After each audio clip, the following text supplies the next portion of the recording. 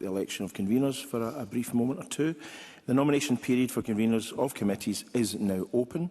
Only members of the party designated with the convenership of a particular committee are eligible to be nominated as convener of that committee.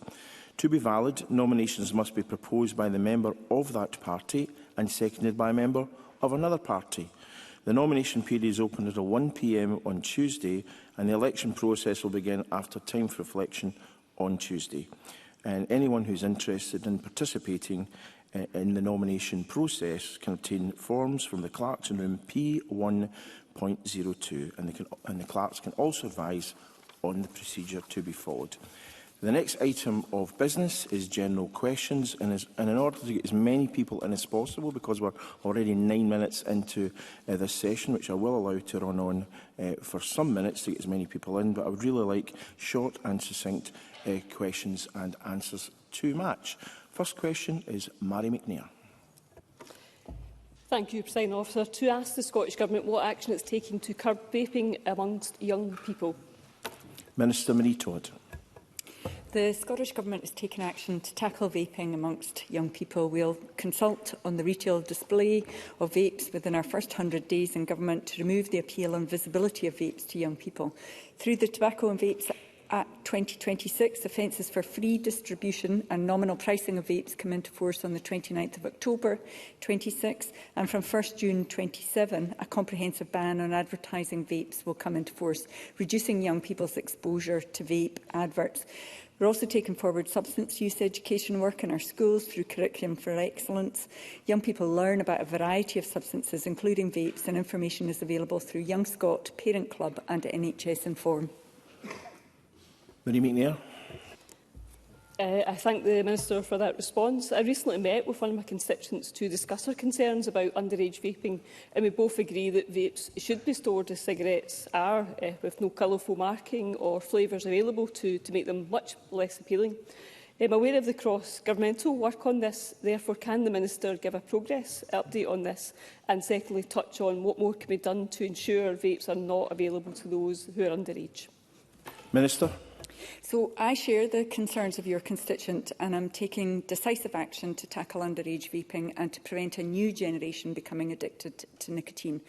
The Cross-Government Tobacco and Vapes Act was granted royal assent on the 29th of April, and that contains powers to regulate product features, packaging, ingredients and flavouring for vapes.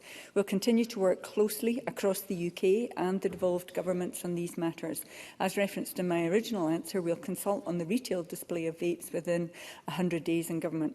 We're also working closely with the Society of Chief Officers of Trading Standards in Scotland to strengthen enforcement of existing legislation that bans the sale of vapes to those who are under 18, including checks on age of sale, alongside providing guidance and support to businesses. Supplementary, David Linden. Thank you, Presiding Officer. With flavours such as candy and sugar, it's indisputable that vapes are marketed towards children. And at Red Reaction Group in April, there was a concern expressed there that far too many of these are being targeted towards children. So can I ask the Scottish Government to consider a nationwide moratorium on new vape shops being established within a certain radius of education establishments? Minister. So thanks very much for the question. Planning authorities and local authorities are able to regulate the development, including the creation of new shops, but changes to the specific range of goods that are sold within an existing shop don't constitute development, so they aren't within the scope of planning control. Scotland does, though, have a tobacco and vapes retail register, and all businesses need to be registered to be able to sell these products in Scotland. And it is the responsibility of local authorities to enforce compliance with the register in their local areas. So all of these products are already illegal to be sold to under 18s. The registration process means that illegality can be stamped out. Question 2, David Barrett. To ask the Scottish Government what action is being taken to bring forward the delivery of a new Lochgelly Health Centre before 2031. Cabinet Secretary Angela Constance. Presiding Officer, as announced in the Scottish Government's Infrastructure Delivery Pipeline 13th of January, an initial tranche of 12 primary care projects is being developed, including Lochgelly and Cowdenbeath. Work has already commenced on the development of a standardised approach to the service planning, design, procurement and construction for all 12 projects within the programme. This, of course, will take time. Our current planning assumption is that construction will start around 2031. David Barrett. Thank you for that response. I welcome the Scottish Government's commitment to delivering a new health centre in Lochgelly. The Cabinet Secretary will appreciate that my predecessor has been a fierce advocate for Lochgelly, and I am keen to ensure a health centre is delivered as soon as possible. However, it's also important that I make clear that there are concerns about the suggested expansion of the centre to include Cowdenbeath. And so can the Cabinet Secretary further advise how the Scottish Government is engaging with NHS Fife on the areas which the new medical centre will cover? She will also appreciate that my constituents are keen to ensure Lochgelly receives the health centre that is so critically needed. So would the Cabinet Secretary be willing to meet with me at the existing centre to hear their concerns? Cabinet Secretary. Presiding Officer, of course, I'd be more than happy to meet with Mr Barrett, and if I can reassure him that the Scottish Government is indeed engaging with NHS Fife, and my expectation is that NHS Fife engage with the communities and MSPs in the area. Despite the financial challenge, we are developing a whole system NHS infrastructure plan, and this includes the primary care investment programme, and of course within that we've already confirmed Cowdenbeath and Lochgelly as a priority area. Now, Cowdenbeath is used in the context of the member's constituency geography rather than indicating a specific facility, and this reflects a place-based approach. But no decision has been taken at this stage on whether elements within priority areas will be progressed as single or separate projects, and this will be determined following service planning. Claire Baker. Thank you, Presiding Officer. The issue that's been raised by Mr Barrett is about the coupling of Lochgelly Centre with Cowdenbeath, and the concerns that will delay Lochgelly. Lochgelly is a shovel-ready project that people have waited a long time to see delivered, and it is no longer meeting the needs of local people, and the Government have known that for a while. Over a decade it has been since it's been identified they need a new centre. So when are they actually going to centre delivered? You're talking about maybe building starting in 2031, but it is over a decade people have been waiting. Cabinet Secretary. Presiding Officer, it's important for me to inform the member, if she's not already aware, that in 2022 an outline business case for the replacement of Lochgelly Health Centre was submitted.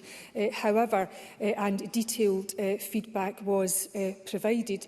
So it is crucial at this stage that we unlock these much-needed projects. The infrastructure investment plan is key to that, and these developments are absolutely crucial to expanding on primary and community care so that we can shift the balance of care from hospitals into the community so that it's actually nearer to people and meets their needs. Question 3, Patrick Harvey. To ask the Scottish Government how it plans to address harm caused by disinformation and conspiracy theories, including climate denial propaganda. Cabinet Secretary Gillian Martin. Thank you, Presiding Officer. Climate change and its effects are real. Those who would undermine climate action do so in the face of all evidence. We are committed to making Scotland a carbon neutral and climate resilient nation with all the economic and benefits that brings. The Scottish Government is tackling climate disinformation by proactive public engagement and trusted, evidence-based communication on climate change.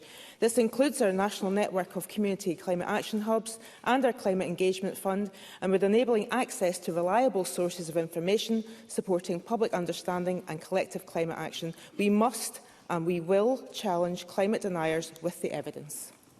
Patrick Harvey. I'm grateful for the answer, but this goes beyond one portfolio. We saw yesterday how online disinformation can very quickly lead to violence and far-right opportunism. We've also seen disinformation and conspiracy theories in relation to issues like vaccines, contraception, the treatment of minorities in our society, and, as I say, the reboot and rebirth of climate denial, not just in online forms, but in the mainstream media as well. Will the Minister sit down across portfolio with other ministers and ensure that the Scottish Government develops a robust and comprehensive strategy to deal with disinformation and conspiracy theories across all topics? Cabinet Secretary. Well, I think that I don't think there's any climate deniers in the Cabinet or in the ministerial team. I don't think there's any climate change deniers in my party. I know that the Green Party, obviously, I would say that mainly across this chamber, we do not have climate change deniers. In the last Parliament, I made the point of saying in that Parliament, I did not believe that we had climate change deniers. But in this Parliament, unfortunately, we do. And they can't take hold. And the way to combat climate change denial is to have facts at our fingertips, not just about the health benefits, the societal benefits, but also the amount of jobs that climate action takes, the opportunities that Scotland has for growth. We have the facts at our fingertips, and we all must have a responsibility. But people need to speak out against those that would come away with ridiculous phrases like we heard in the last couple of days from Malcolm Offord, calling net zero net stupid zero. Well, that's not parliamentary language in my book, but it's also very childish and it flies in the face of the evidence and the facts. Question 4, Maggie Chapman. Thank you. To ask the Scottish Government what action it will take to address reported concerns that implementing recent Equalities and Human Rights Commission guidance on single-sex spaces will put at increased risk both transgender people and cisgender people who present in gender non-conforming ways. Cabinet Secretary Shirley-Ann Somerville. The UK Government have now approved the EHRC's Code of Practice and laid it before the UK Parliament for 40 days of scrutiny before it comes into force. This is in line with the reserved powers within the Equality Act 2010. The Scottish Government officials are now undertaking a detailed analysis of the Code and its implications, including how it will affect service providers and the rights, safety and dignity of all individuals. The Code does not change the provisions of the Equality Act 2010. The Act continues to provide protections against discrimination, including for individuals on the basis of gender reassignment, and those protections remain in place. Transgender people are therefore protected in law, and any application of the Code must be consistent with those protections. Maggie Chapman. Organisations like the Equality Network and LGBT Youth Scotland have warned that implementing this guidance will inevitably require people to make assumptions about who is and who is not a woman based on appearance. This will set back equalities and human rights for everyone. Frontline staff may be expected to make judgments in everyday settings in our public services. Stakeholders argue the guidance is not only harmful but fundamentally unworkable. NHS boards, universities, councils, leisure providers have all expressed uncertainty. So what support is the Scottish Government providing to ensure public services are not drawn into costly disputes and inconsistent and discriminatory practices? Minister Secretary. Well, it is the EHRC that is the enforcer of the Equality Act, and it is for them to provide guidance, and in this case that has been provided to the UK Government and, as I said, is now before Parliament. I do recognise the point that Maggie Chapman has made about the very strongly held views on this guidance, and there is concern about the implications on services and individuals. The Scottish Government wrote to the UK Government in November 2025 raising points on, at that point, the draft code, and that did include the issue around social policing. So, as I said in my original answer, the Government is undertaking a detailed analysis. It is for other individuals and it is for other organisations to take their own legal advice. It is not for the Scottish Government to produce another code or guidance on this issue, but within our remit and to ensure that we are complying with the law, we are undertaking that due diligence as members would expect. Megan Gallagher. Thank you, Presiding Officer. The Court of Session has just ruled against West Lothian Council in my region that providing multi-user unisex toilets in a primary school amounted to indirect sex discrimination against female pupils. So will the Scottish Government implement the EHRC guidance in full and without further delay and ensure that they are working directly with councils so they are not falling foul of sex discrimination? Cabinet Secretary. Well, if Megan Gallagher will forgive me, I think she is confusing two different pieces of legislation. The original question from Maggie Chapman was about the Equality Act 2010 and the guidance that follows from that, and there is an issue around regulations for the provision of facilities from schools, which there is the Scottish Government will undertake consultation on and look to update that in due course. And we will, of course, analyse very carefully the findings of the court decision that Megan Gallagher has referred to, which is a separate case to the EHRC guidance. Question 5, Claire Hockey. Ask the Scottish Government how it will support Police Scotland and local authorities to tackle youth disorder over the summer months. Cabinet Secretary Neil Gray. Presiding Officer, the Scottish Government is committed to tackling all forms of antisocial behaviour and violence in our communities, and any disorder is not acceptable. While operational decisions are for the Chief Constable, the Scottish Government supports both Police Scotland and local authorities to take necessary action suitable for their own communities. I have noticed that in Ms Hockey's constituency, the community officers are being deployed to tackle youth disorder and target problem offenders. So we complement this work by investing in preventative approaches, including funding diversionary activities in every local authority area through Cashback for Communities, alongside targeted support for youth violence initiatives such as Medics Against Violence and No Knives, Better Lives. Claire Hockey. I thank the Cabinet Secretary for his answer, and I too commend the local police authorities in my Rutherglen and Cambuslang constituency for the work that they're doing. However, as the summer school holidays roll around, many people in my constituency will be concerned about the potential for youth disorder to occur, in particular in association with alcohol and underage drinking. How will the Cabinet Secretary ensure that local police teams and local authorities will have resources they need to tackle the issue, particularly over the summer months? Cabinet Secretary. Presiding Officer, I recognise the concerns raised by Ms Hockey. Those are concerns shared by residents in my constituency, and I'm confident in Police Scotland tackling any such disorder whenever and wherever it occurs. How officers are deployed in any local area, including over the summer, is of course a matter for the Chief Constable, who has been clear that she intends to bring frontline policing to its strongest possible position. And I know, like me, she will meet her local policing teams regularly to seek that confidence locally. The Scottish Government is also investing in youth work and in diversion so that young people have positive alternatives through the school holidays, such as initiatives like Extra Time. And in addition, we're providing Police Scotland with record funding of more than £1.7 billion, which the Chief Constable has said will mean that she can maintain officer numbers at 16,500 in the coming year, and we continue to have more officers per head of population than in England and Wales. Holly Bruce. I'm sure the Cabinet Secretary would agree that given equity of access to long-term relational youth work in bespoke places, young people from all backgrounds will be better enabled to thrive and will negate the need to view young people as the problem. Youth Link Scotland's review of the SNP manifesto found key areas lacking.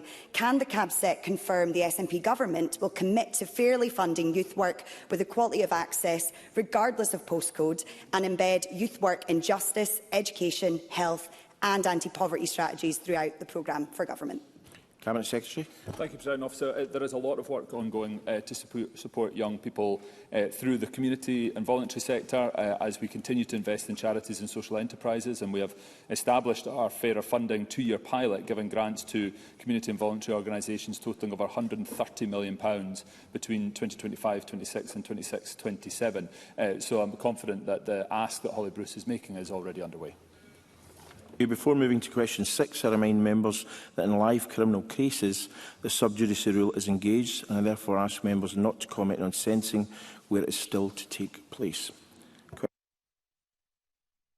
Thank you, President Officer. To ask the Scottish Government what actions it will take to ensure clear and transparent sentencing. Secretary Neil Gray.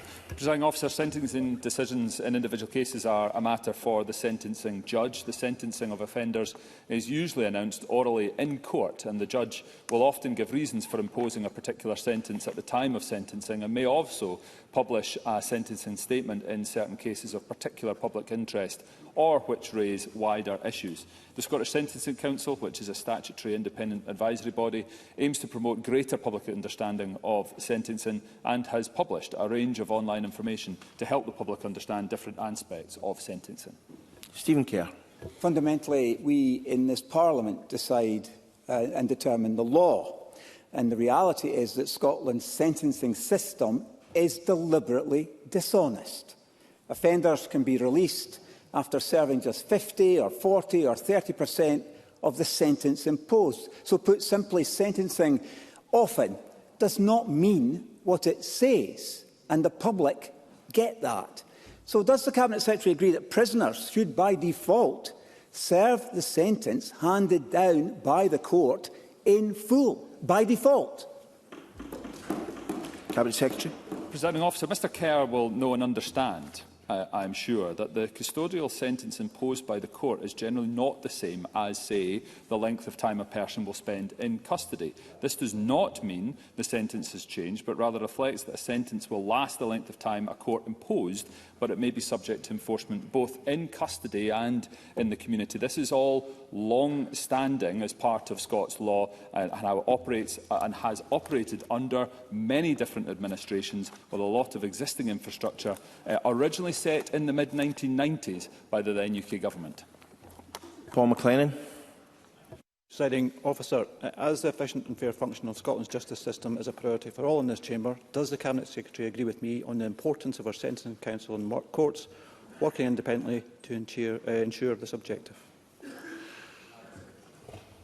Yes, that is a fundamental principle of the rule of law within our country. The independence of the criminal courts is a vital feature of how justice is delivered, and one of the ways that the independent council, an independent council can assist with the operation of courts is through the production of sentencing guidelines covering particular types of offence, such as rape or categories of offender, which make clear the factors the sentencing judge is required to consider in determining the appropriate sentence. So these guidelines must be agreed by the High Court before they come into effect, and once in effect, the Court must have regard to any relevant guidance when sentencing.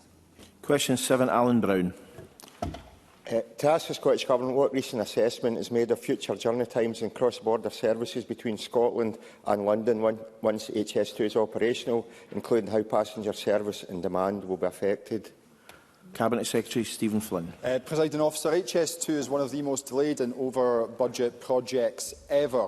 Unfortunately, that means that I can't provide Mr Brown with the journey time forecast he would like, but what I can do is say to him that I hope to return to the Chamber upon completion of the project in 2043 to advise him further. Alan Brown.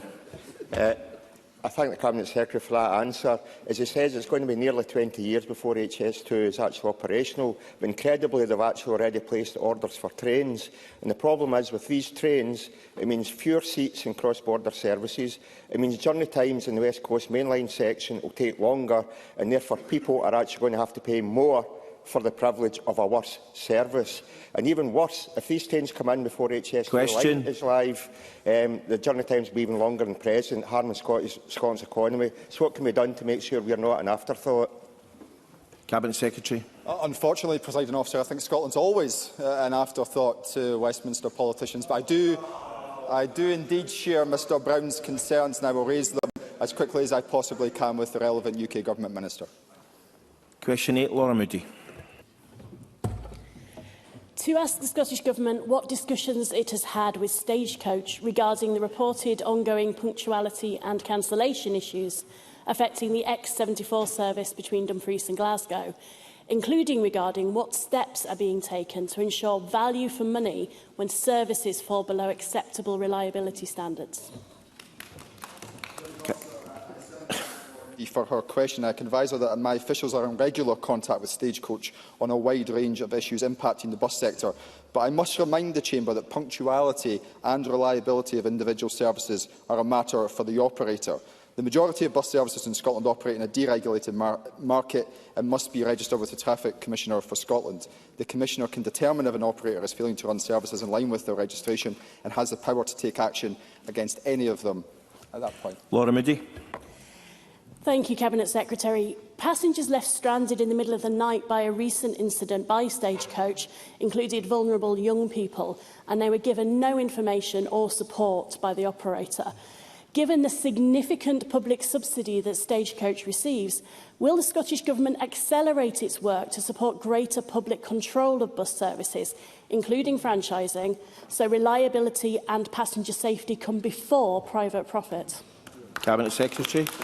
So, thank you, Presiding Officer. I'm very disappointed to hear about the experience of those young people, and if Ms Moody would like to speak to me further in relation to that, I'd be more than happy to do so. With regards to franchising, this Government, obviously through the Transport Scotland Act 2019, has sought to empower local authorities in that regard, and we will invest £4 million in 2026-27 to support local authorities to build business cases in that regard.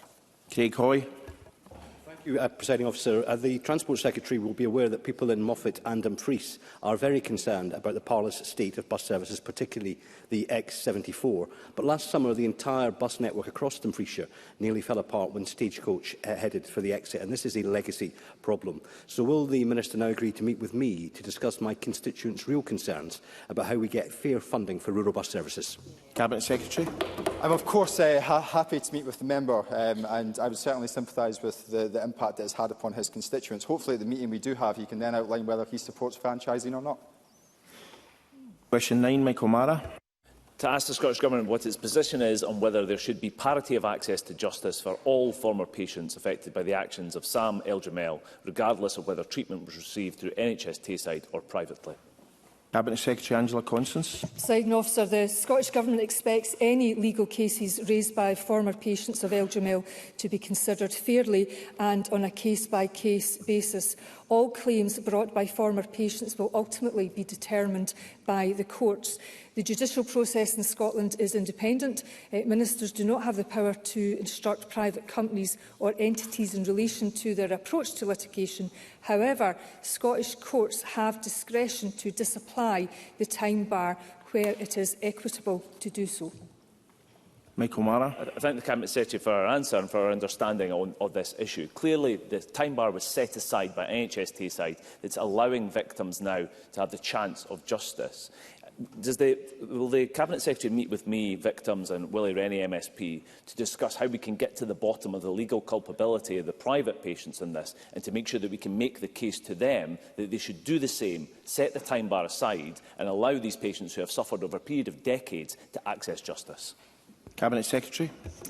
Presiding Officer, I do very much appreciate the member's advocacy for the former patients of El-Jamel. He does, of course, raise a point of principle that I'm sure the Chamber will understand. On behalf of the Scottish Government, I can say that we were very encouraged by NHS Tayside's decision in February of this year to reset the time bar for these former patients. It is, of course, for the independent care providers to determine whether or not to plead the time bar, but it is, of course, important that Mr Mara has had the opportunities today to put his concerns and his appeal on behalf of his constituents on the parliamentary record. In terms of the courts, as I indicated, they do retain discretion to set aside time limits where it is equitable to do so, ensuring cases can be considered fairly on their individual merits. And while I am limited in my powers in this regard, I do not think it will cause any harm to have a discussion with Mr Mara or Mr Rennie, as long as we are clear about the ministerial boundaries which I must adhere to. Question 10, Ariane Burgess. To ask the Scottish Minister, in light of the growing number of people swimming in Scotland's waters and the UK Government bringing forward a clean water bill, what consideration is being given to introducing equivalent legislation in Scotland? Cabinet Secretary Gillian Martin. Scotland already has a legislative framework which supports improvements in the water environment. We have 90 sites that are designated as bathing waters, and last year 97% of those sites achieved the required bathing water standards. The Scottish Government is considering our water-related policies to ensure that they continue to meet the public's expectations and deliver adaptation to the growing impacts of drought and flooding arising from climate change. Our publicly owned water and wastewater services are funded by customers, with all profits going back into improvements in infrastructure. Ariane Burgess. My constituents in Tinnabrooch want to swim in and restore the sea on their doorstep, but a broken sewage system is making the water too toxic to enter. Will the Minister agree to visit Tinnabrooch with me to see the situation for herself and to commit to closing Scotland's sewage monitoring gap as a first step towards clean water legislation? Cabinet Secretary. Well, I thank Ariane Burgess for that invitation. Like me, she probably takes to the open water herself, and obviously we need to make sure that before we go into the water that we check all the conditions through the SEPA website before we do so, because there are lots of ways in which the water can become unsafe, which aren't just related to anything to do with the wastewater system. Sites designated bathing waters where a large number of people are expected to bathe have regard for the past trends and infrastructure facilities provided. There's no statutory process for the designation of a new bathing water, and proposals are often made by local authorities. But in terms of our invitation to come to Taynabroof, I'll consult with my private office and see if we can fit that in over the summer. It would be my pleasure. Patricia Gibson. Thank you, Presiding Officer. The 2026 bathing season is indeed upon us. The Cabinet Secretary will be aware of SEPA's proposals to close its network of live electronic signage, and instead of posting daily water quality predictions or pollution event warnings directly at beaches, it will instead rely on the use of a QR code and posters linking to the SEPA website. Does the Cabinet Secretary share my concerns that this may well compromise accessible and clearly visible live public information at beach locations, which is a key statutory duty under the Bathing Water Scotland regulations? Cabinet Secretary. Well, indeed, I thank Patricia Gibson for bringing up this issue, because we did talk about this informally, and as a result I did reach out to SEPA about their plans for the signage. Throughout the bathing water season, SEPA provides information on bathing water quality, short-term pollution incidents, dedicated bathing water quality on their website. But in addition, 30 out of Scotland's 90 bathing waters, they've installed and maintained electronic signs, as Patricia Gibson mentioned, which display information in real time on water quality. One of these signs, they have told me, at Saltcoats has been removed due to concerns about proximity to a cycle path, and I'd be willing to meet with Patricia Gibson to give her more detail on that particular incident, as I know that it affects her constituents. Thank you. That concludes general questions, and apologies to those members I was unable to call. The next item of business is First Minister questions for party leaders, and the first question is from Malcolm Offord. Thank you, Presiding Officer. The internationally respected Institute of Chartered Accountants of Scotland has just stated that Scotland's income tax is overly complex and is making our economy less competitive. This mirrors Reforms Scotland's policy position as set out in our recent manifesto. So will the First Minister now graciously accept that we have won the argument on tax? Will he now implement Reform Scotland's... Mr Flynn, I was asking the First Minister to be gracious. I don't expect that from you. And will he now implement? And will he now implement Reform Scotland's plan to cut 6 income tax to 3 and further reduce each band by 1 pence below England? First Minister. Well, it's a daring and bold attempt from Lord Offord to try to get me to accept his point of view, but I'm afraid I will resist the temptation, because if I was to accept his point of view, I'd have to accept swingeing cuts in public expenditure, and I have no intention of doing that. Malcolm Offord. So, Presiding Officer, it is indeed early days in this 7th Holyrood Parliament. But in all the preliminary debates so far, there's been one dominant theme, just referred to by the First Minister, which is the demand to spend more money. Does the First Minister accept that if he wants more money for public services, he'll actually raise more tax revenue if he cuts tax rates to allow the economy to grow? First Minister. I don't accept that model, because I think the reality that Malcolm Offord puts to me is that to do what he wants to do would have to involve very significant immediate reductions in public expenditure, and that would be enormously damaging to people who rely on our public services. Now, Mr Offord is correct. These are early days in this Parliament, and as he knows, my party's manifesto set out a willingness to do a number of things on tax. First of all, not to increase the rates or to increase the number of bands. We also said that we would give an absolute commitment that the majority of taxpayers in Scotland would pay less in taxation than in the rest of the United Kingdom. And of course, that is our sustained position which we deliver, and it's important that we deliver that point. But we also said that over the course of the Parliament we would look for opportunities to simplify the tax system. As Mr Offord may have picked up from the comments I've been making publicly at the CBI event a couple of weeks ago or at the Prosper conference this morning, where I laid the heaviest emphasis on the importance of the government taking the measures which we will take to encourage and motivate growth in the economy, because if we have a strong economy, we can have strong public services, and that's the social democratic contract I deliver to the people of Scotland. Malcolm Offord. So it is well proven around the world that too high taxes drive away the highest taxpayers. And we have a live example of this today. Nicola Sturgeon is a very wealthy Scot who has cut her tax burden by paying herself through dividends, thus avoiding PAYE and national insurance, and now moving to London to enjoy lower English taxes. So, does the First Minister agree that this point proves that Scotland's record high taxes are driving away our most talented Scots? I mean, why on earth did she leave for at least not hearing the First Minister's cunning plan for a second independence referendum? Or is it simply she doesn't want to inhabit the same country as Stephen Flynn? First Minister. I think she'd be much happier to live in the same country as Stephen Flynn than the same country as Malcolm Offord and Reform. I think what I would say to Malcolm Offord is just to refer him to, on the issue of tax, to some of the assessment of his own tax plans. And the Institute for Fiscal Studies described Reform's taxation and spending plans as not fiscally credible. Now, that is essentially a summary of what I've just been saying to Malcolm Offord, that the tax plans that he has put forward will have the effect of dramatically reducing the investment available for public expenditure. Now, I'm all for a vigorous debate in this Parliament about the priorities that we've got to take forward.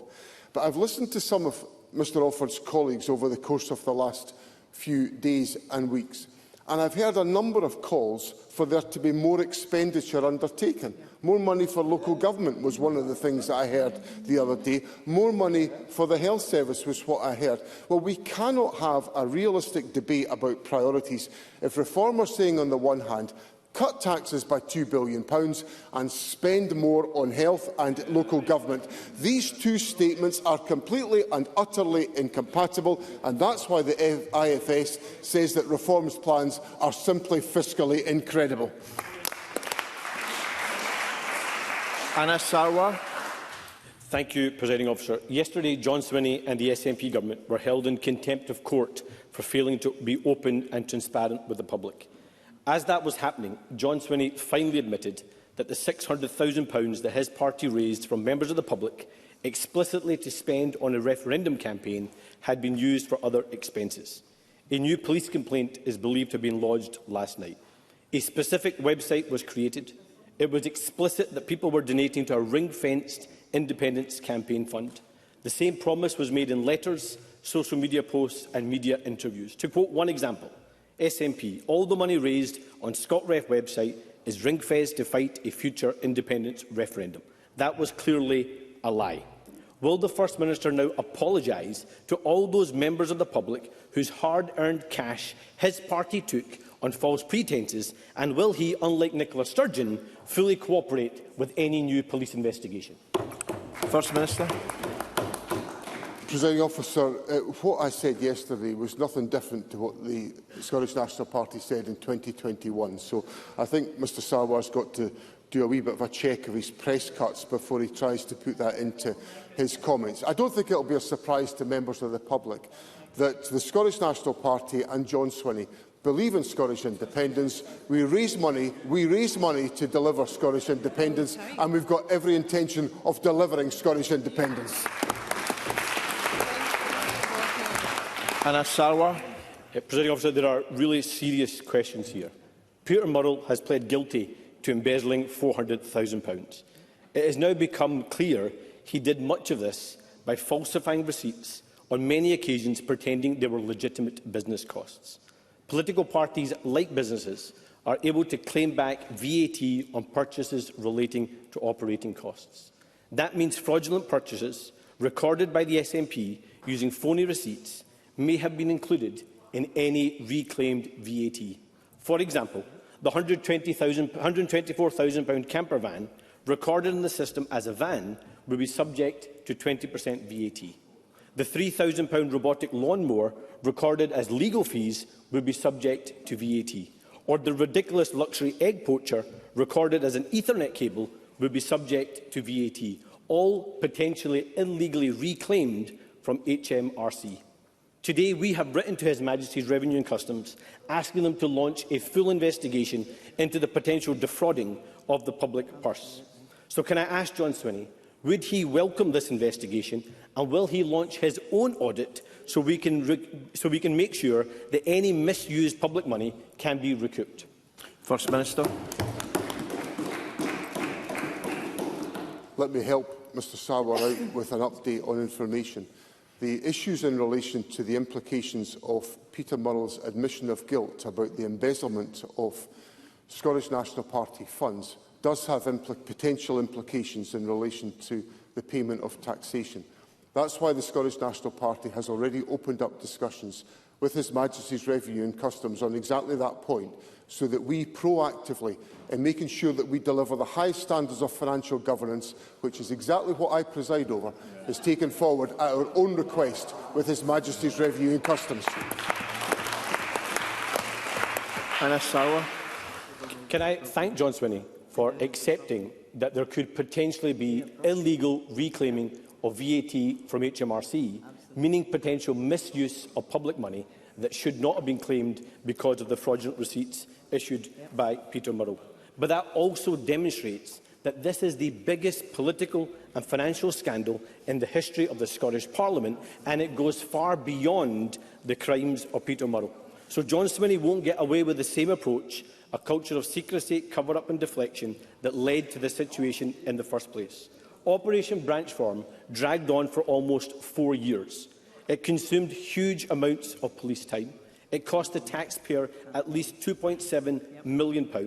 It has raised profound questions about transparency and accountability at the heart of government. It's brought further scrutiny on the dual role of the Lord Advocate. It has raised issues for the governing party of this country with the misuse of £600,000 of supporters' money, and now there's an acceptance that there is a possible defrauding of public money and HMRC. So my question is this. It is beyond doubt that there should be a parliamentary inquiry. So will John Swinney now finally back that inquiry, or will it require further arrests for the public to get the truth? First Minister. In the course of that rambling explanation from Mr Sarwar, he said that there had been an extraordinary amount of time and resource spent on a police investigation. There has been. There had to be, because my party was the victim of criminal embezzlement by somebody that was trusted in my party. So that investigation had to take place. But what Mr Sarwar now wants to do is to have another investigation, because I presume he didn't like the outcome of the last investigation because it didn't suit the priorities that he's setting out. Now, last night I convened a meeting of my party's National Executive Committee to make sure that we could take the action necessary to address the implications of the conviction of Peter Murrell. We agreed unanimously to act to secure the party's interests by instructing our solicitors to begin action in court to recover the money that's been stolen from us. We have significantly improved our financial procedures and controls over the last few years. I've taken strong action to make sure that we have effective financial management in the Scottish National Party. We've put in place the measures to make sure that we have the highest standards. We've had a police investigation. There can be no higher and more forensic investigation than a police investigation, and I therefore do not support the establishment of a parliamentary inquiry, because we've had an investigation and it convicted somebody for embezzling from my party's funds. Ross Greer. Thank you, Presiding Officer. This week marks the start of Pride Month. Pride isn't just a celebration of our LGBTQ community, it's a protest, and it's clear why protest is still needed. A decade ago, the UK consistently came top of the list for LGBTQ rights in Europe. Today, we've fallen to 22nd place. That's primarily the result of the vicious wave of transphobia that's been unleashed in recent years, but the attacks on our whole community are escalating. One of the many shameful stains on the UK's record is the failure to ban the form of torture known as conversion therapy. The First Minister promised a ban on so-called conversion therapy in Scotland within a year of the election if the UK government failed to bring forward its own bill. As it stands, Labour have repeatedly promised to bring forward that bill but failed to do so. So will the First Minister take this opportunity during Pride Month to confirm that he will fulfil his promise to LGBTQ Scots? Will his programme for government include a ban on so-called conversion therapy? First Minister. First of all, President Officer, let me associate myself with the substance of Mr Greer's comments about his concern about the erosion of the position of the LGBTQ community and express my solidarity with the community to ensure that the rights of the community are protected at all times and that they are asserted. In relation to the question of a ban on conversion therapy, my party's manifesto said that we would embark, first of all, on dialogue with the United Kingdom Government to establish their intentions and to try to seek common purpose. Samita Kumar, the Minister for Equalities, has sought that dialogue with the United Kingdom Government, and of course we will update Parliament on the implications of that dialogue, which of course relates to the specific question that Mr Greer has put to me. Ross Greer. Thank you. I thank the First Minister for his solidarity. I, of course, want, and the Scottish Greens want, to see a UK-wide ban on this form of torture, but the UK Government has made this promise over and over, and it's still not introduced that bill. If they fail to do so again, I would expect to see this in the Scottish Government's programme in September. Turning to a different matter entirely, though, I was pleased during the election campaign to meet people across the Highlands and Islands who are now saving a fortune thanks to the £2 bus fare cap that the Scottish Greens secured through negotiations with the government. Someone commuting from Elgin to Inverness today is saving £17 a day on that journey. Expanding the £2 cap nationwide was in the Green and the SNP manifestos at the election. In our case, is a transitional step towards universal free bus travel. With the school holidays coming up and families looking for affordable days out with the cost of petrol skyrocketing, expanding that cap should be a top priority for the government. Does the First Minister agree with the Scottish Greens that more families should be able to enjoy £2 bus fares this summer? First Minister.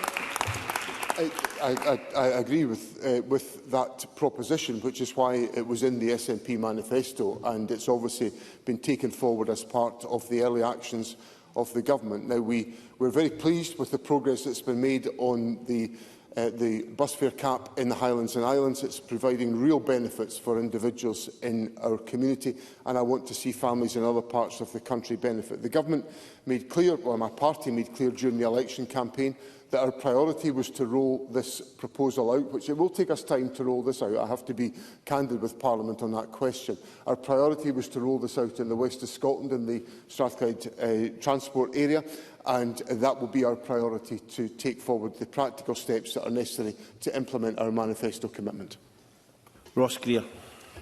As a West of Scotland MSP, I of course welcome the First Minister's prioritisation of Strathclyde Partnership for transport there, but I do believe families across Scotland should be able to benefit from this as soon as possible. Making buses cheaper is only half the picture, though. 40 years after Thatcher privatised the bus network, many communities just don't have the bus services that they need. Fare prices have gone up, but routes have disappeared. This leaves people isolated, and it holds our whole economy back. At the same time, a handful of private bus company owners have become obscenely rich. Some have made so much money from being bus company operators that they can afford to set fire to a pile of their cash by writing £100,000 cheques to the Scottish Labour Party. The Scottish Greens proposed bringing our buses back into public ownership, Presiding Officer, through a bond scheme, but the SNP's manifesto was silent on this question of ownership.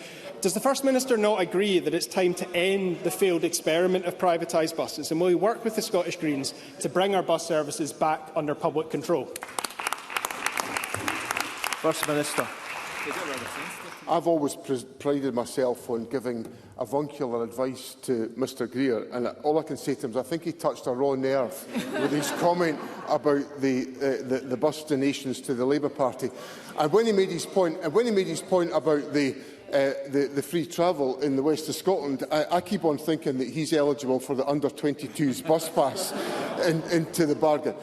Let me say seriously that I'm very sympathetic to the points that Mr Greer puts forward, because I think there are a number of very good examples. Well, this city is a shining example of bus transport in public ownership, with outstanding high-quality bus service in the city of Edinburgh. I'm full of admiration for the work that Highland Council is undertaking, where many more services have been brought in under public ownership and public control. So the legislative framework is in place to enable that to be the case, and we will want to work with local authorities to try to advance these propositions, because I do think that would be in the public interest. Of course, we can take steps to make public transport more affordable and more sustainable through the steps that we propose with the £2 bus cap and the bus fare cap, and I look forward to engaging, as does the Deputy First Minister, with the Greens on these questions in relation to the financial priorities of the Government. Russell Finlay. Thank you, President Officer. Peter Murrell stole at least £400,000 from the SNP, and he simply couldn't have done this without the protection of his wife, Nicola Sturgeon, and his childhood friend, John Swinney. During this crime spree, the SNP was in receipt of more than £10 million of taxpayers' money. I don't know if Stephen Flynn's cheering me on or heckling me. He's probably cheering me on, keeping his eye on the prize. Last week, John Swinney told me that no public money had been stolen.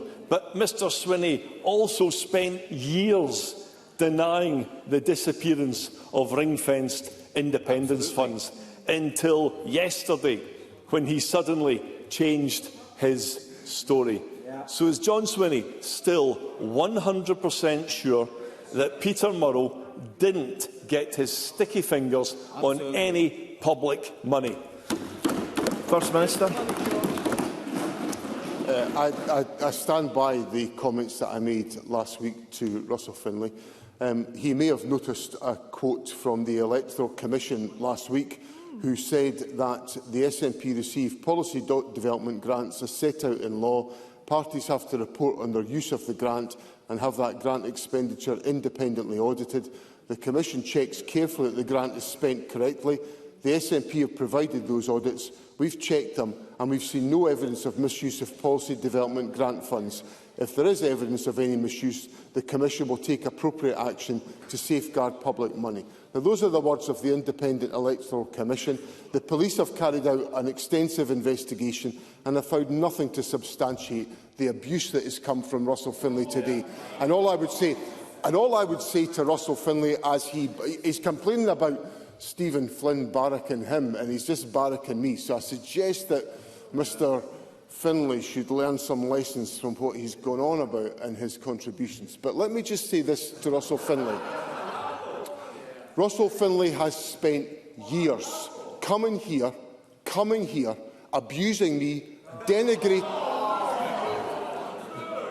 Excuse me, let's hear the First Minister respond. And Mr Russell, you shouldn't heckle a question you yourself have asked when someone's trying to answer it. First Minister. Denigrating my personal integrity and my personal reputation. And I would just point Mr Finlay to the outcome of the election, where the people of my constituency had the opportunity to reject me, having listened to everything that Russell Finlay and everything that his sidekick piled out about me in my constituency, and the Conservatives took another hammering in Perthshire North, not for the first time, for the 7th time in this Parliament. So people don't listen to Russell Finlay and the Tories.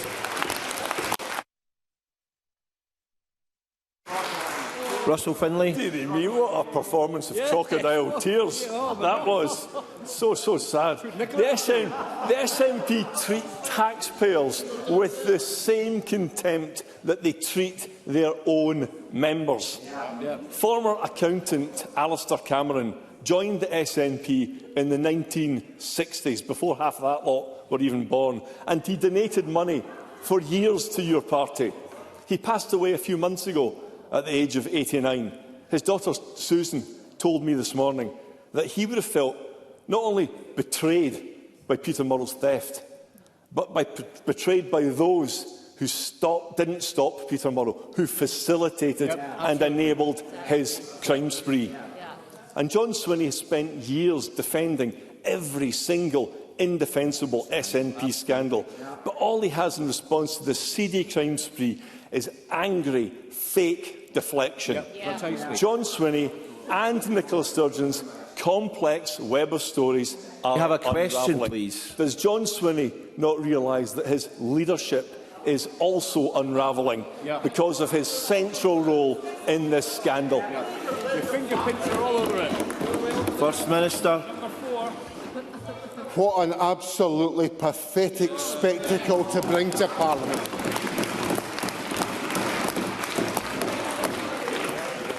My leadership was on the line on the general election on the 7th of May.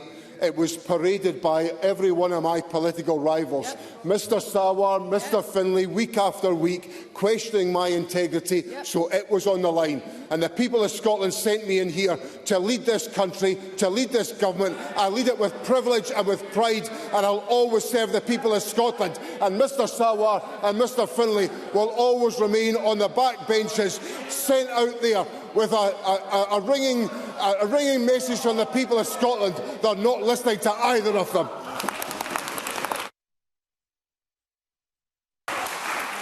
Alex Cole-Hamilton. Thank you, Presiding Officer. I think perhaps, Presiding Officer, the most regrettable aspect of this whole sorry saga around the SNP finances is the erosion of public trust and faith in politics it creates.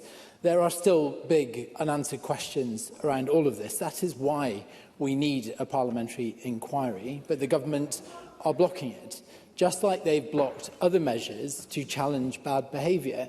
For 10 years, Westminster has given people the right to sack criminal or corrupt MPs. It removed the likes of Margaret Ferrier when she endangered lives during COVID.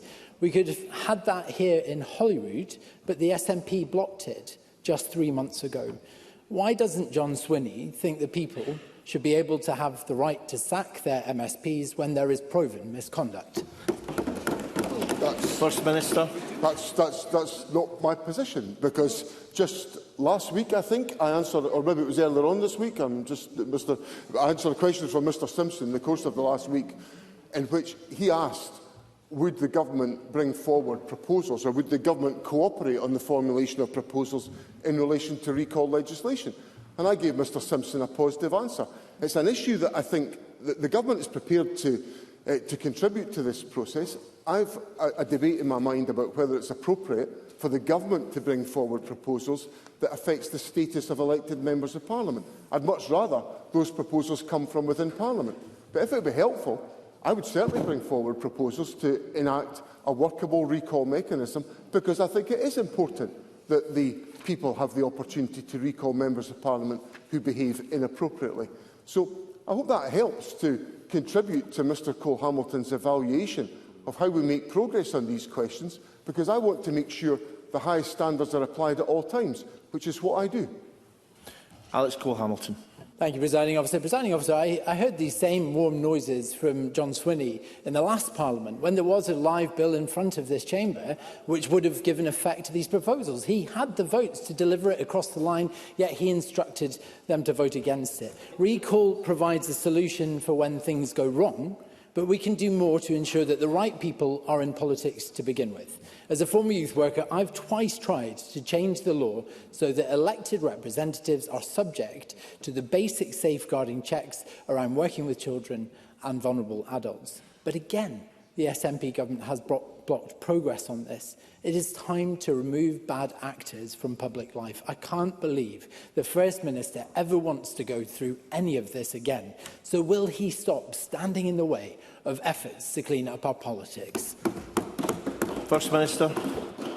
Can I respectfully say to Mr Cole-Hamilton that it would help if, once I've given an answer to his question, he could perhaps change the script of what he then was going on to say, because he just ignored everything I said about recall and could have engaged in some substantive discussion about how we might take forward recall legislation. Because the issue about the recall legislation in the last Parliament was it was unworkable. And the government can't allow unworkable legislation to go forward. So I'm very happy to engage on this question, but I would respectfully encourage Mr Cole-Hamilton to do likewise. Now, on the issue of PVG checks, I'm very happy to consider it. I don't want bad actors to be operating anywhere in relation to our public services, and I extend that into members of Parliament. So if he wants to advance on this question, he should take a leaf out of the book of Mr Rennie, his next-door neighbour, who suggested the other day that there was opportunities for us to make progress on shared objectives. I encourage Mr Rennie to counsel his colleague next door to him.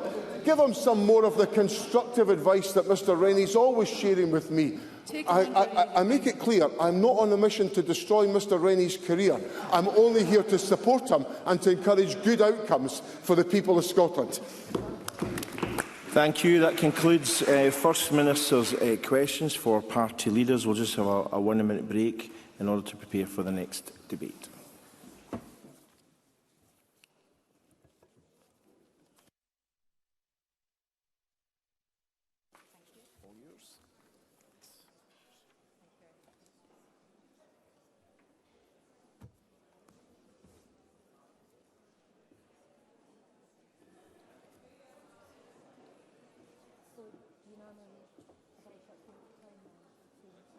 You can tell me later. We just check that the front benches have had to change.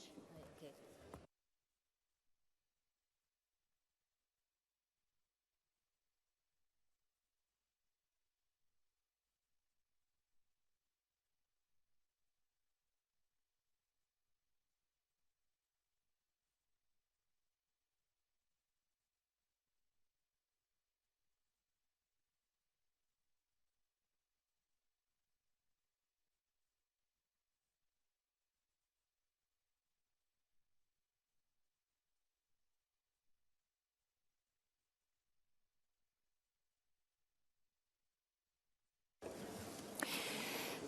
The next item of business is a debate on motion 249 in the name of Jenny Goldruth on wealth taxation for public services, and I invite members who wish to speak in this debate to press their request to speak buttons. I call on Jenny Goldruth to speak to and move the motion. Presiding Officer, I move the motion in my name. With your indulgence, and before I begin today, I am conscious that the Minister for Public Finance, Hannah-Mary Goodlad, will give her first contribution in closing today's debate. Hannah-Mary's victory in Shetland was one of the biggest highlights in the SNP's recent election victory, and I know that colleagues will have observed, as I did, her energetic approach to winning around the folk of Shetland. Ms Goodlad has secured her seat at the table, and I know I speak on behalf of the whole SNP group when I say how delighted we all are to have her here with us. Presiding Officer, at the heart of today's motion is a simple but an important principle. Taxation plays a vital role in funding our public services. The Scottish Government believes strongly that the way in which we use our tax powers must be fair, progressive and sustainable. Put simply, the cut which the Government takes from every pound which our citizens earn should be about making our society better for everyone. Context matters, of course, and the Scottish Government's finances do not exist in a silo insulated from events elsewhere. Whether it be Brexit, the illegal war in Ukraine, inflationary shocks, Westminster austerity or the recent conflict in the Middle East, we are operating against a backdrop of prolonged economic turmoil. And all of these factors have placed enormous pressures on public and household finances in recent years. But despite the financial challenges, the Scottish Government has been able to deliver for our people, as the election results in May proved. A key theme in the election campaign, which I think cut across most parties' manifestos, was how we all propose to alleviate the cost of living crisis.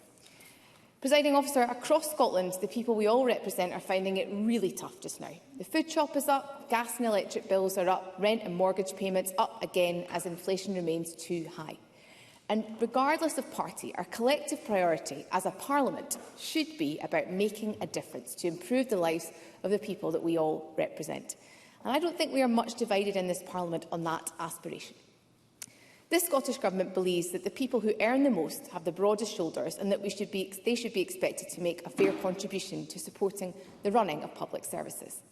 And in doing this, we have been able to raise an extra £1.8 billion to help support our public services. We've been able to fund new policies. Happy to do so. Craig Hoy. I thank the Minister for taking the intervention and welcome her to her new role. How would she explain, therefore, Scotland's economic performance gap? Jenny Gilruth. Well, as Mr McKee whispers in my ear, that growth in Scotland is growing faster than other parts of the United Kingdom, and in part that has actually been as a part of our approach to a progressive taxation system, which I want to go on to talk about because it benefits our society. I know Mr Hoy is really engaged in this because we need to work together on how we can help support our constituents, regardless of party. We have been able to fund new policies, like, of course, the Scottish Child Payment, which is helping to keep child poverty in Scotland lower than it is in the rest of the United Kingdom. And indeed, Oxford University Professor Danny Dorling has described the Scottish Child Payment Policy as a major contribution in the largest reduction in child poverty anywhere in Europe since the fall of the Berlin Wall. I will reflect, and I'm sure we will hear later today, that there is a general feeling amongst some in the opposition that our approach to social security is out of kilter. We know that some parties in this chamber would rather take from the vulnerable by making cuts to social security benefits to fund lower taxes for those with more. But the financial challenges this country faces were not created by the poor. This SNP Scottish Government will never target those with least to give, Presiding Officer. Now, since the 2018 Social Security Act was passed, we have established a radically different social security system in Scotland, built on dignity, fairness and respect. Our investment in social security supports our national mission to end child poverty.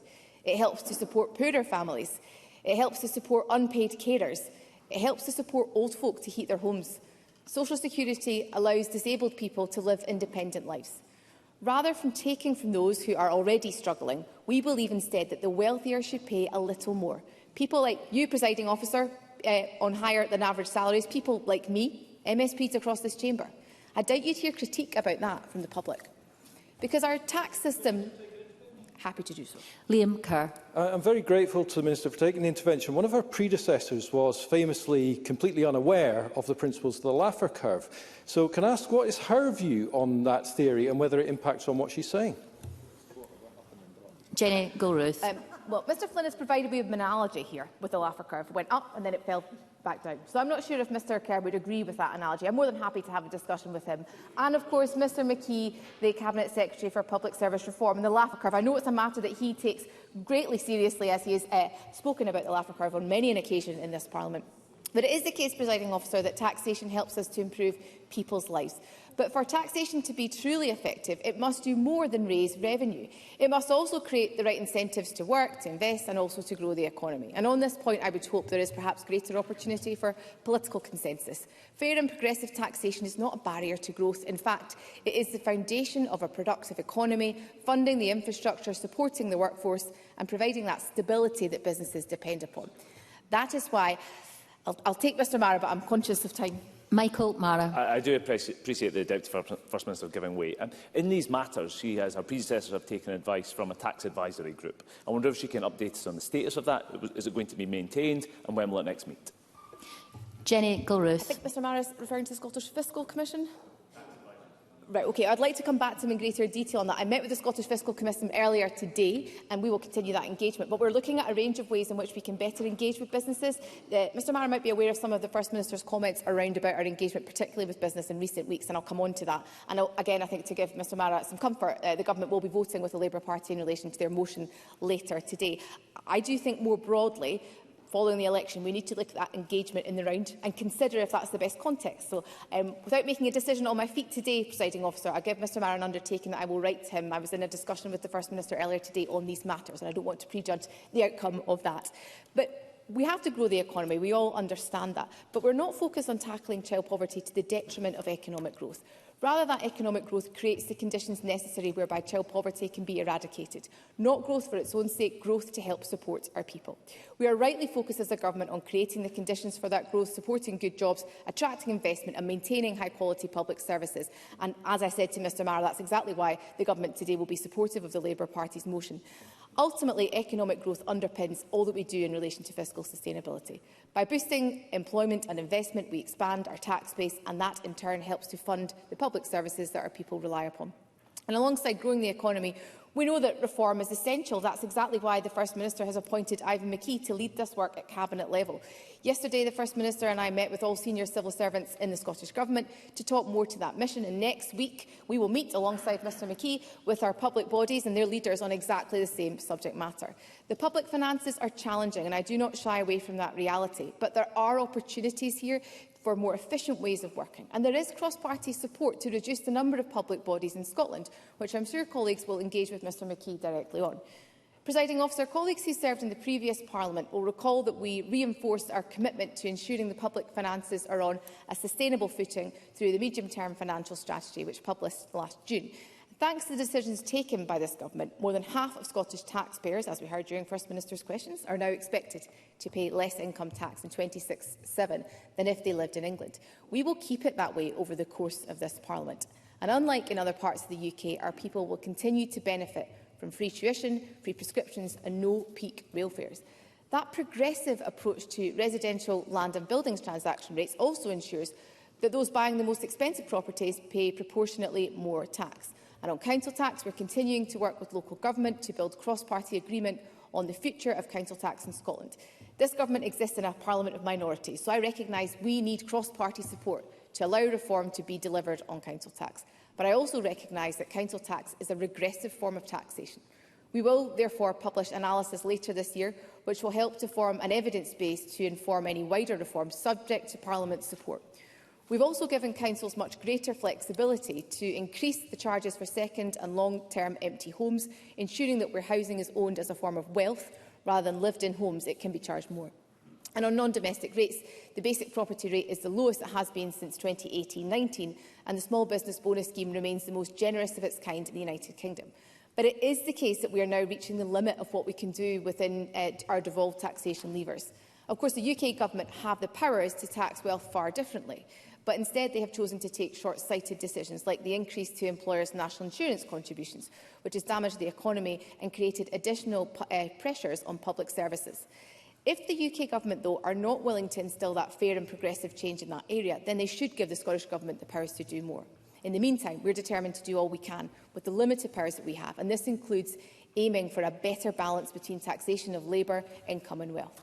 Now, we know that Scottish income tax provides about 80% of devolved tax revenues, and our policy choices since devolution have resulted in the most progressive income tax system in the UK. But we want a tax system which is even more resilient and gives us a broader set of tools to respond to economic shocks and future fiscal challenges. We are already taking action where we can.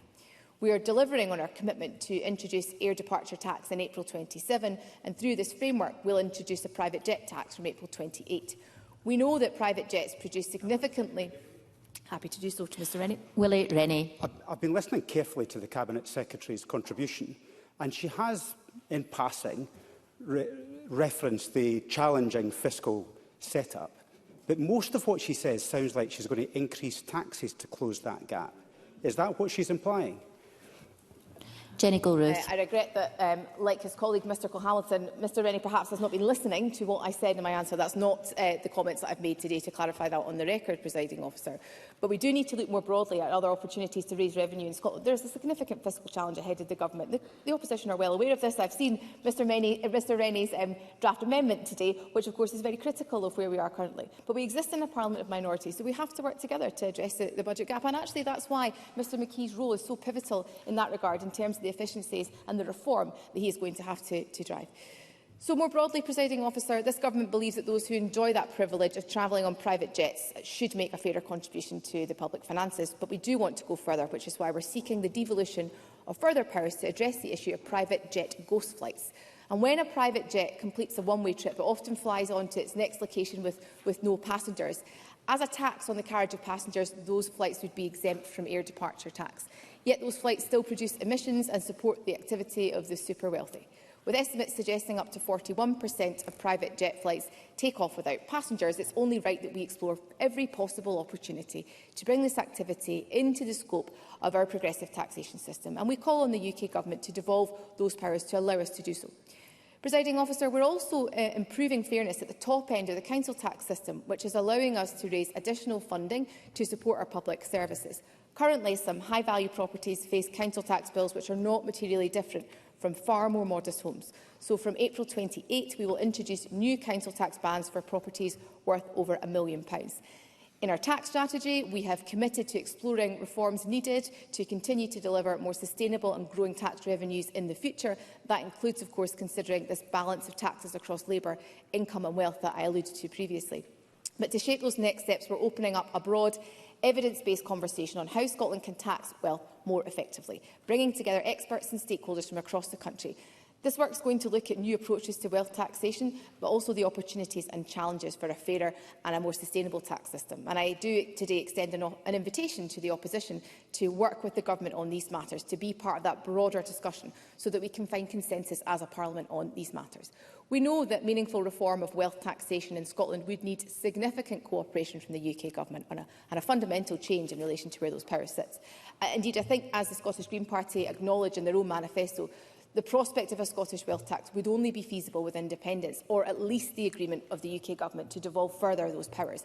But this Government would far rather, of course, those tax powers were devolved back to Scotland, because an independent Scotland would give us the power to redesign the taxation of our taxation of wealth and other far outdated taxes to work more effectively for the people and the businesses of Scotland.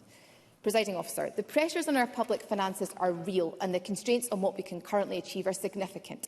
I ask parties to engage constructively and openly with the Government about what further steps we can take to consider the right balance of taxation for Scotland.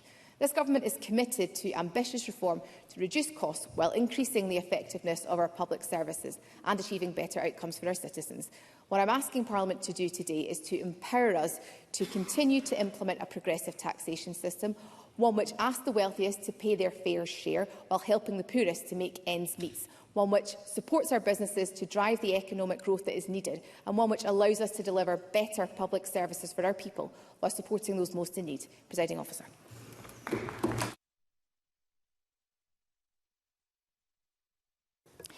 I remind colleagues that there should be no interventions or interruptions on a first speech. And I now call on Kim Shamulian to speak to and move Amendment 249.2 in her first speech. Thank you, Deputy Presiding Officer, and may I join others in welcoming you and your colleagues to your new roles. Congratulations too to those re-elected and to those joining the Chamber for the first time, like myself. I extend particular good wishes to my fellow Glasgow MSPs. Despite our obvious differences, I am sure we can all work together when required, and I look forward to that happening. And I thank the many thousands of people across Glasgow who voted reform, searching for something that other parties were not providing, a new way for a new time. I also extend my thanks to the Cabinet Secretary for her statement. She will not be surprised to know that I don't agree with most of it, however. As this is my first address to the Chamber, I'd like to share a little of my background with you. A small glimpse into a person's soul, I find, sets a sense of perspective on their approach to life and to politics. I grew up in a council flat in Haddington, East Lothian, the youngest of 4 daughters. My father was a labourer, my mother a secretary. Times were often tough. I remember my father's face when work was scarce and he had to sign on at the brew, as we called it then. I understood then, as I believe now, that a person's dignity is bound up in their ability to bring home a wage. When he couldn't do that, it was written all over him. That stayed with me, and it shapes everything I believe about taxation, work, education and the role of government. I know what it means to work hard, to build something, and to understand what ordinary families are really facing. That background is not incidental to why I am here. It is the reason I am here. These views mirror what I heard from Reform voters on the doorstep. They said it, and I certainly got it. And so to the business of this chamber. The most obvious task that I have here is to play a part in holding the government to account, and that begins today. In the weeks since I entered this chamber, I have watched the long arm of the state extend further still. The SNP government has set about its manifesto commitments with enthusiasm, and it is an arm that has been lengthening since the first majority government, with no sign yet of restraint. My first impression has been clear. Profit is a dirty word here, and the answer to everything is tax the rich, even when there is no evidence it has ever worked. I do not believe profit is a dirty word. Profit is what drives us forward. It only becomes a problem when governments fail to use the powers already at their disposal, competition law and regulation, to prevent abuse and excess. The answer is not to punish success. The answer is to govern well. ICAS confirmed just this week what Reform has argued throughout. Scotland's 6 income tax bans act as a disincentive to work. A small country with a small population, we have constructed one of the most complex devolved taxation systems anywhere. Reform believes in a simpler structure, lower taxes, a freer marketplace with less regulation, and our economic growth driven by the spirit and enterprise of our people. That is how we fund public services, sustainably and without punishing aspiration. We do not believe the answer is always to spend more money, particularly when there is no hard evidence it's making anything better. And there is a reality this chamber must face, honestly. Scotland has a structural deficit. Everyone here knows it. The public deserves honesty about the need to bring spending under control, not more commitments we cannot afford, and not more taxation that drives away the very people and businesses we desperately need here. Which brings me directly to today's motion. Yet more tax Scotland doesn't need. Let us be clear about the constitutional reality. The Scottish Government's powers on taxation are limited, and those powers have already been pushed to their limits. Scots already pay significantly more income tax than those south of the border, at almost every earnings level. Higher council tax bans for properties over £1 million are in the pipeline. The devolved tax levers have all been pulled, and still it seems it's not enough. Wealth taxes do not work. The evidence across every jurisdiction that has tried them is consistent. They distort behaviour, reduce investment, and raise considerably less than projected. Why is that? Because capital is mobile. People with the means make choices. They move, they restructure, they invest elsewhere. You do not build a thriving economy by making it the most expensive place to succeed. But I want to go further than the economics, because there is something deeply personal at stake here. We are talking about the homes that families across Scotland have worked and saved for over decades. The nest egg set aside for children, so they might not have to struggle as hard as their parents did. The asset that might one day help meet the cost of care in retirement, something that's already a source of enormous anxiety for so many families. We can see in England, where a similar property threshold was set at £2 million by another well-intentioned left-wing administration, that the policy is backfiring. The housing market is feeling the effects, and the cruelest consequence will come when elderly people are forced to release equity from their homes, not only to fund help with care, but to meet this unfair and poorly designed tax. People who did everything right, who worked hard, saved hard and planned for the future, let down at the last hurdle. Cabinet Secretary, this is not a progressive tax, it is a betrayal. Deputy Presiding Officer, the Government's motion is well-intentioned but mistaken. Scotland does not need more taxation. Scotland needs growth. It needs enterprise. It needs honesty about our finances and the courage to make different choices. I am proud to oppose this motion, and I move the amendment in my name.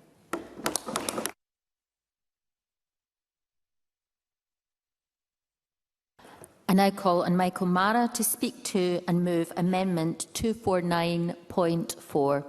Thank you, Presiding Officer, and I move the amendment in my name. And Labour does welcome this early opportunity to debate the scale of the fiscal challenge that the SNP has created for Scotland. The £4.7 billion gap between the spending trajectory that has been set by the Government and the income that is projected by the Scottish Fiscal Commission is vast.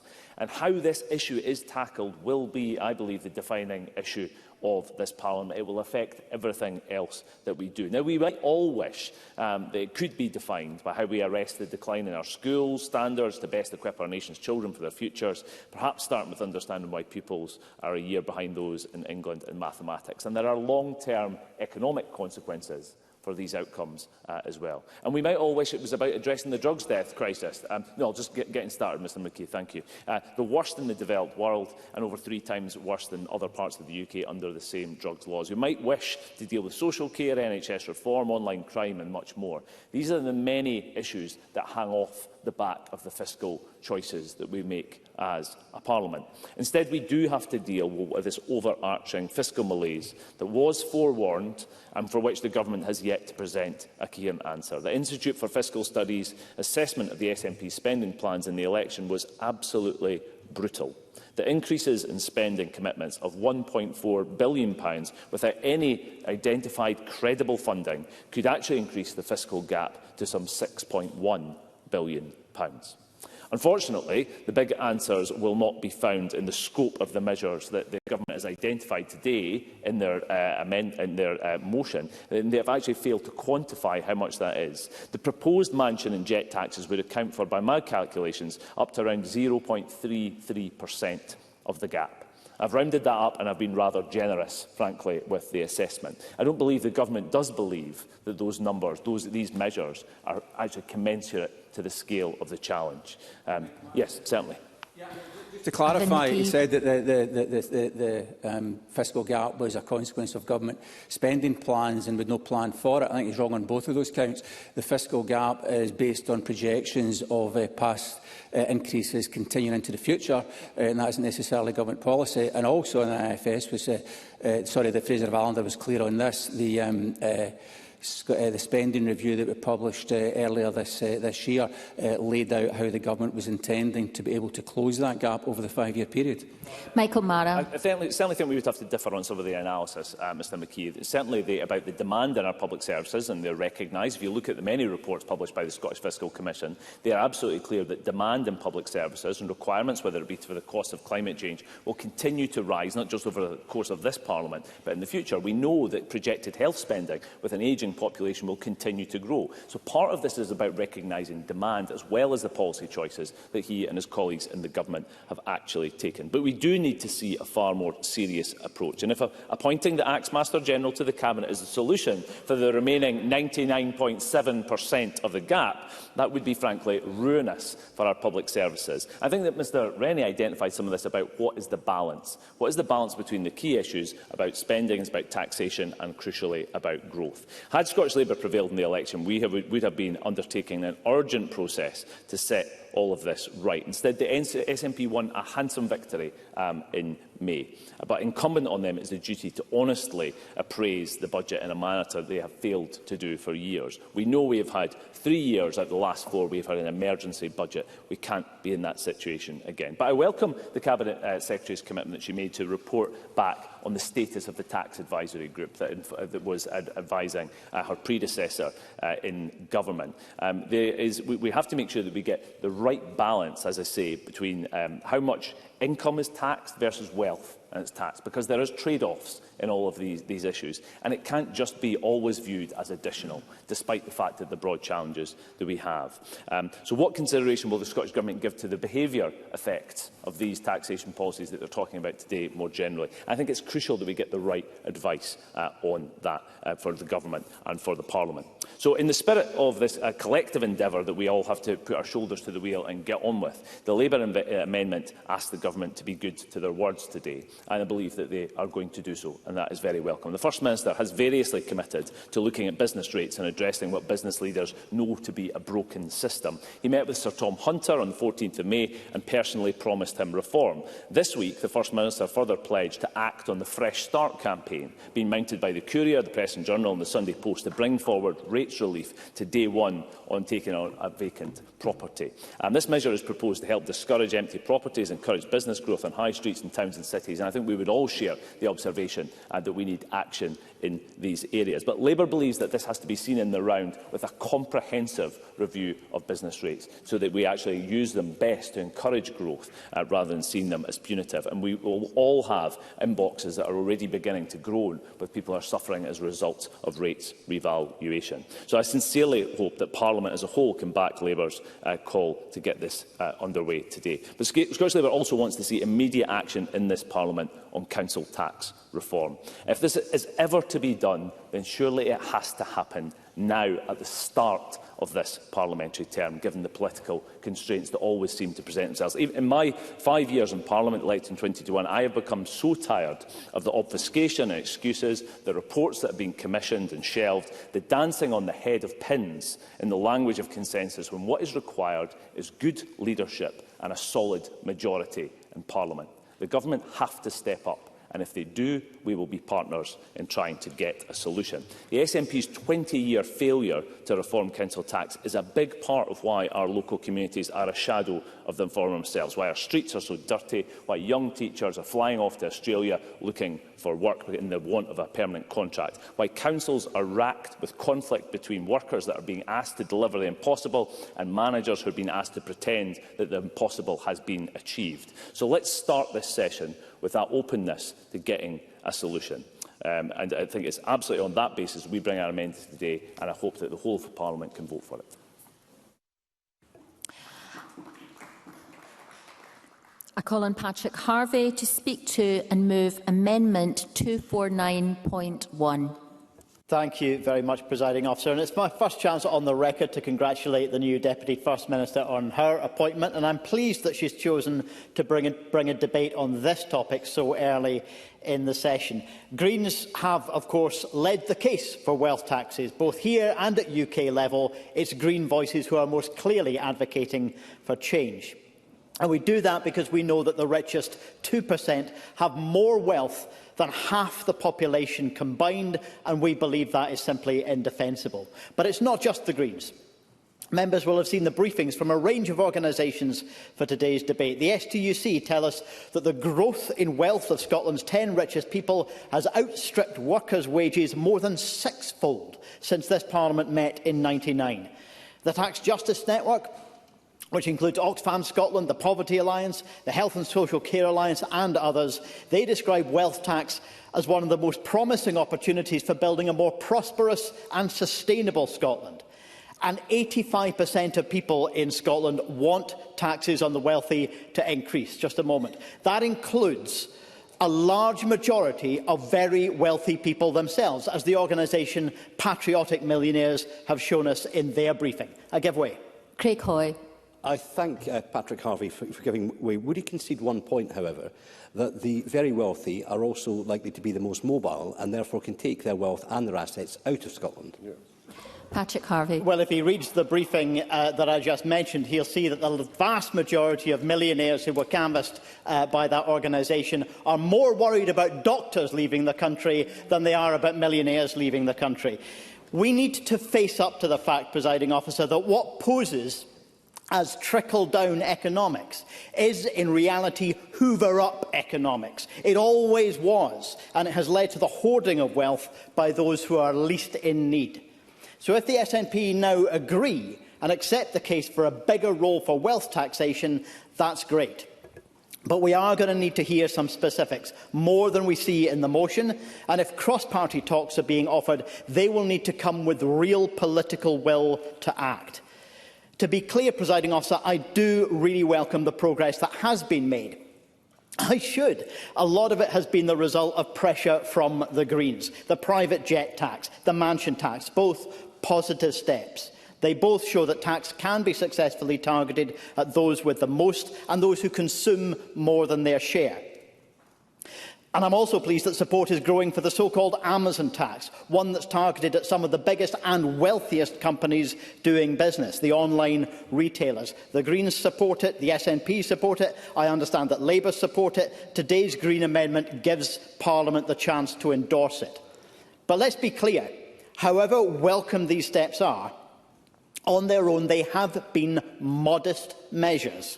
modest in the scale of revenue they generate, and modest in their power to address the current maldistribution of wealth. Now, is there more we could do if we had greater fiscal power? Of course there is. Greens support that call. And I'm pleased in particular that Labour have brought a positive and constructive amendment which does not remove that possibility from the government's motion.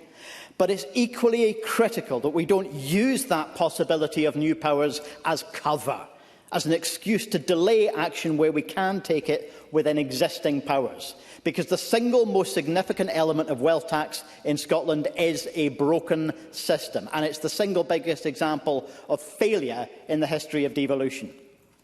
This Parliament has achieved a lot, and as the authority of the Parliament has grown, as the seat of Scotland's self-government, its confidence as an institution has grown. But the most glaring omission, the challenge that has been ducked time and time again, is the reform of the council tax. Unfair even when it was introduced, it has grown ever more regressive as property values have spiralled. Inadequate to meet local governments' needs, it is now a small fraction of the revenue our councils need, locking them into growing dependency on the national government. And still based on 1991 valuations, it will be an astonishing 40 years out of date by the end of the current session of Parliament if we collectively do not act. This must not be allowed to happen.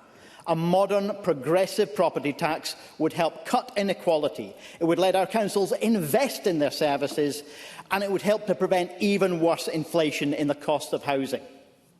Presiding Officer, I know this would be a political challenge. Let's be in no doubt of that. But if the Scottish Government is remotely serious about the need for further steps on wealth taxation, it simply cannot continue to ignore the most important element of wealth tax that's within its control, the broken, inefficient and unfair council tax. And that's why I move the amendment in my name.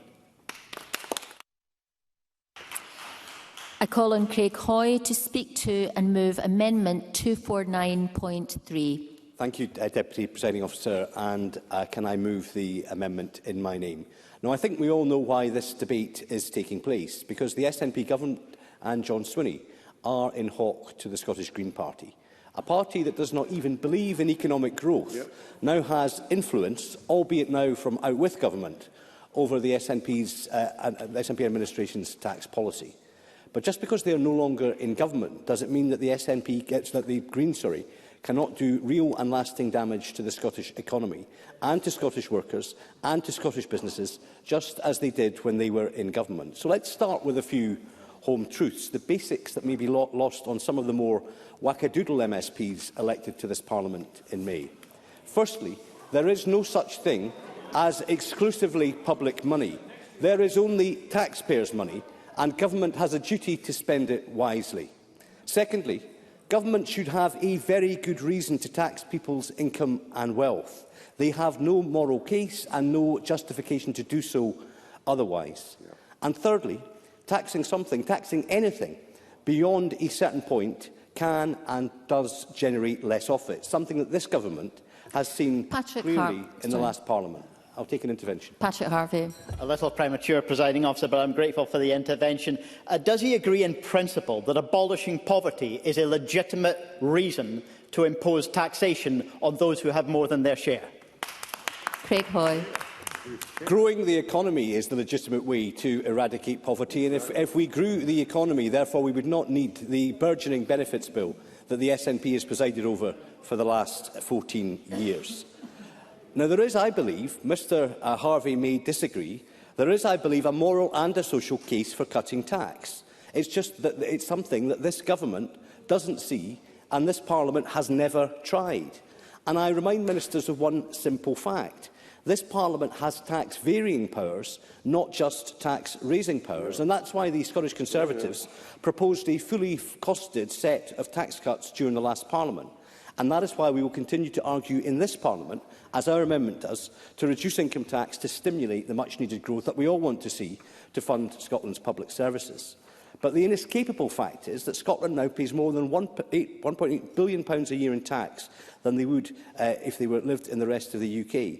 And for many, they believe there is nothing credible to see for it. Those struggling to access healthcare, having to raid their own savings or their pension to pay for a new knee or a hip, or those who are damaging their cars, driving on roads riddled with potholes. They are quite rightly questioning what it is they are receiving. And in a cost-of-living election, we committed to cutting the biggest... I don't have time, I'm afraid. If I can get the time back. Daniel Johnson. I'm grateful to Craig Hoy for giving way. And while I agree about the need for fiscal competence, all we hear from that side of the chamber is about cuts. But he mentions potholes. We don't recognise that some public expenditure is vital for economic growth, such as transport infrastructure. And do you not recognise the need for fiscal responsibility, but public expenditure to deliver growth in that sense?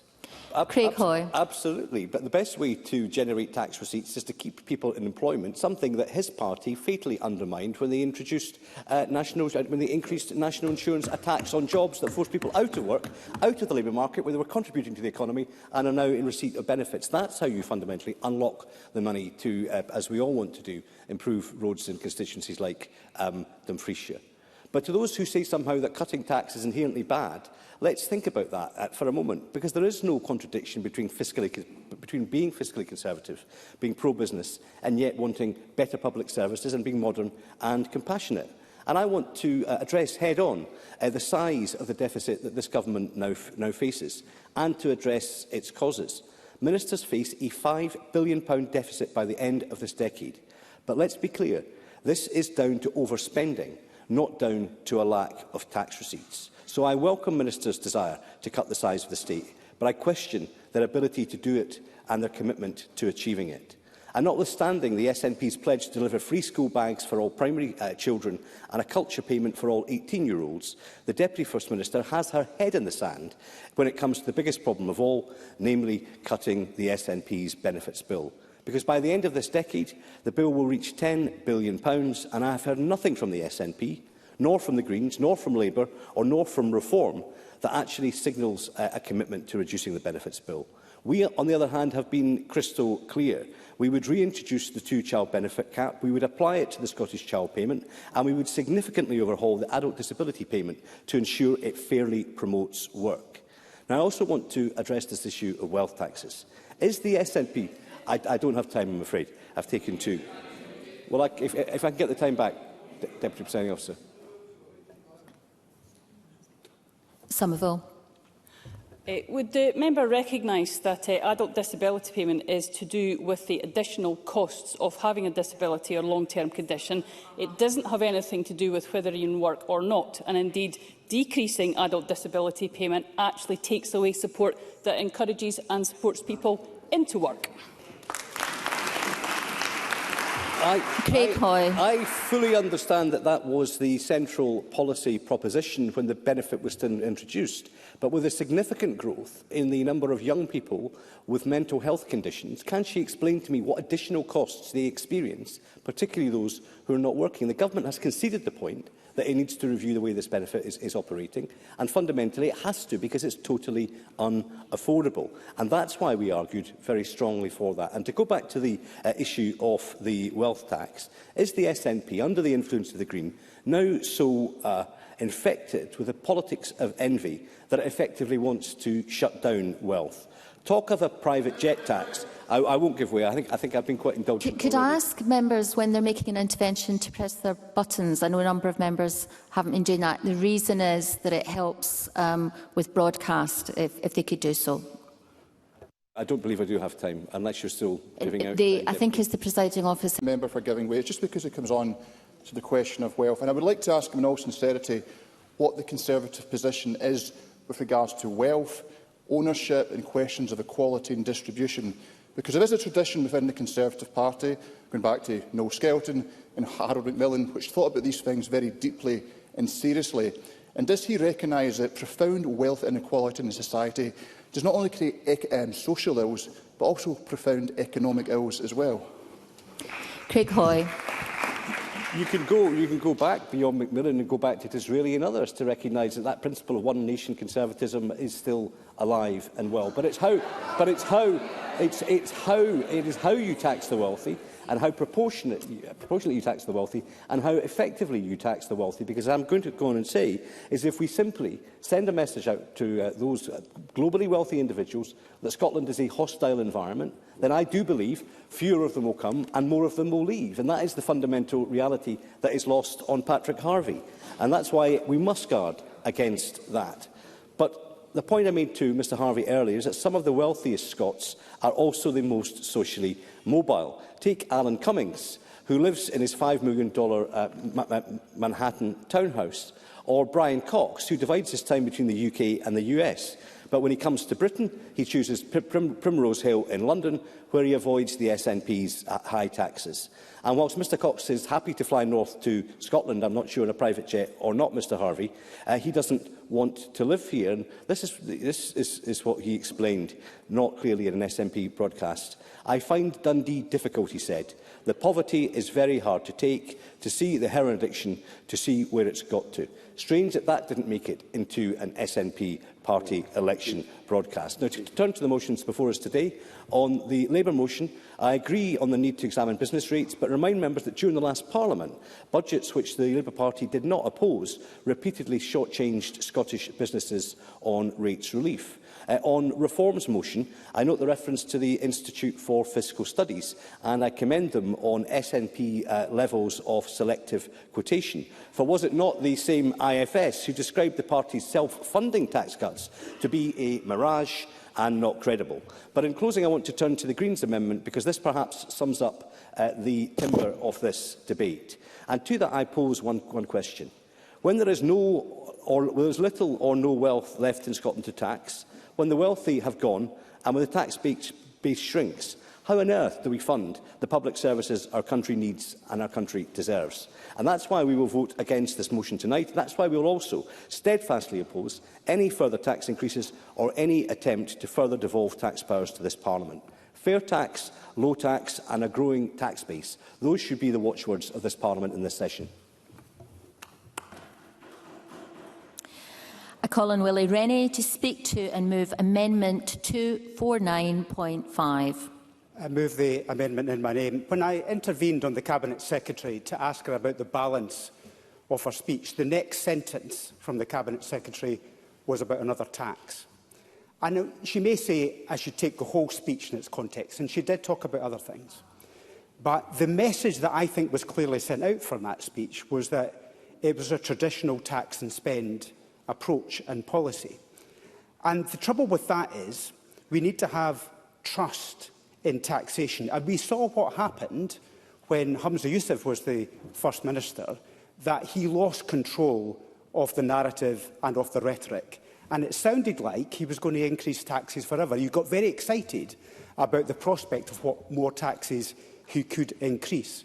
And we saw pretty immediately after that there were severe attempts taken by the government to bring the budgets back into control in year. 2 years in a row, in fact, the spending from the Scottish Government had to be introduced with emergency cuts. And why I say all of that is because that knocked confidence in the public. And when you lose confidence and trust in taxation and the government, then you get behavioural change. Sometimes it's not the actual policy at the time, it's the prospect of what the policy might be in 2 or 3 years' time. So that when people make decisions, just hold on a second, when people make decisions about where they're going to take a job, for people who are mobile, and we're not talking about millionaires here, Patrick Harvie talked about doctors and consultants, and we have a significant problem in Scotland with the recruitment of consultants, then those decisions are made by those people with the view about the future and where they think the government is going. I'll take an intervention from Mr Fraser. Murdo Fraser. I'm grateful to Mr Rennie for giving way, and I'm enjoying his analysis of where we are. He raised the issue of the £5 billion looming black hole. Now, the Cabinet Secretary seems to suggest that taxes were not going to rise to fill that. Mr McKee is on record as saying that public sector reform doesn't mean reducing overall public spending. Is Mr Rennie any clearer than I am as to how, therefore, that £5 million black hole is to be filled? I'm a very generous man, Mr Fraser, and I believe in the full confidence of the front bench to sort out that puzzle and that conundrum, because it will require resolution.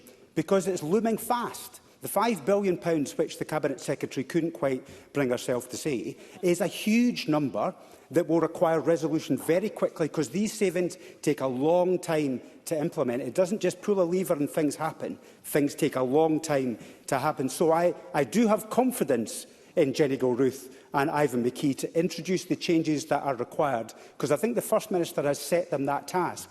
I'm just not sure I've heard that today. Mr Harvey. Patrick Harvey. I'm grateful. I wonder if I could bring Mr Rennie back to the argument he was making about trust in the tax system. And he seems to place most of the problem there around devolved approaches to progressive tax. Is it not at least as plausible that the reason people have a lack of trust in the tax system is the tax dodging and avoidance by the super rich and by big business? Isn't that where we should start taking action to restore trust and revenue? Willie Rennie. I mean, I do believe that's part of the problem, and we shouldn't kid ourselves. It's all just one part of the equation. I do accept that, and I would encourage firmer and faster. So therefore, we really need to be focused rather than deflecting onto other parliaments and other issues. But public service reform will be required to be substantial.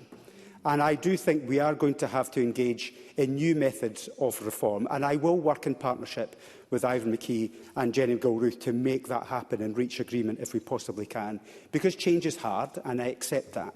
I met today with an organisation that's promoting social impact bonds, and I think that's one area that I know that was in the SNP's manifesto and was in ours as well, to incentivise investment from private sources in order to secure a return for substantial change. Because we know when there's a fire going on in public services, it's difficult at the same time to implement change because of the people that's available, but also the money that is available too. So I'm in favour of measures like that. Now, I'm in favour of tax reform, and everything that's in the Green Amendment today, on the face of it, I would agree with. I think it's long overdue that we have council tax reform. I think I would favour moving from taxation of physical assets in terms of business rates to more online taxes for Amazon and other companies like that. My problem with it, again, is the rhetoric. It sounds too enthusiastic in terms of increasing taxation. I would argue we should have reform, and the basis that we should work on the basis is that it's revenue neutral as a starting point before we even consider whether that should result in increased revenue in the future. So I'm just urging real... It sounds like I'm boring, but actually, a bit of boringness in politics would do no harm sometimes, because actually that brings confidence and predictability. Sometimes the government reaches and parties reach for easy solutions. I think sometimes the easier and the more glitzy it sounds, the more unbelievable it is. So therefore, let's focus on actually making the change. Let's build confidence amongst taxpayers. Let's grow the economy. Let's make sure we have more participation in society and the economy, so more people are contributing to the taxation. That way, I'll get excited. I think that's the change that we need, and I would urge people to vote for our amendment today. We now move on to the open debate, and I would remind the Chamber that there should be no interruptions on a first speech, and I call on Katie Hagman to make a first speech. Thank you, Deputy Presiding Officer. I am thrilled, I'm humbled, and if I'm honest, I'm mildly terrified to be giving my first speech today here in our Scottish Parliament. But firstly, let me begin by congratulating you in your new role, Jenny Gilruth, in your new role as Cabinet Secretary and Deputy First Minister, and to thank the people of Carrick, Cumnock and the Doon Valley for placing their trust in me. What an enormous privilege it is to be trusted to serve. The First Minister himself has spoken of the responsibility of public service, and that responsibility requires vision, bravery, compassion and integrity. This deep sense of duty sits with me each and every day. It's what drives me, and it is what I will put into practice as the MSP for the constituency. And what a constituency it is. From Culzean Castle on the Ayrshire coast, gazing out to the iconic silhouette of Ailsa Craig and across to Turnberry, the birthplace of Robert the Bruce. Then north to Mauchline and Scotland's national monument to Robert Burns, before moving through the proud industrial heritage of Cumnock and onto the stunning beauty of Loch Doon in the heart of the Galloway Forest Park. I am continually inspired by the history, the culture, natural beauty, and above all, the people and the communities that define Carrick, Cumnock and the Doon Valley. Deputy Presiding Officer, I am stepping into this role and picking up the baton from two incredible women in Scottish politics. My predecessor, Elena Whittam, devoted herself to public service, working in the Scottish Women's Aid, across local government, and then as an MSP and minister. Elena led with tenacity, intellect, kindness and compassion, and I send her my very best wishes for the next chapter in her life and thank her for her service.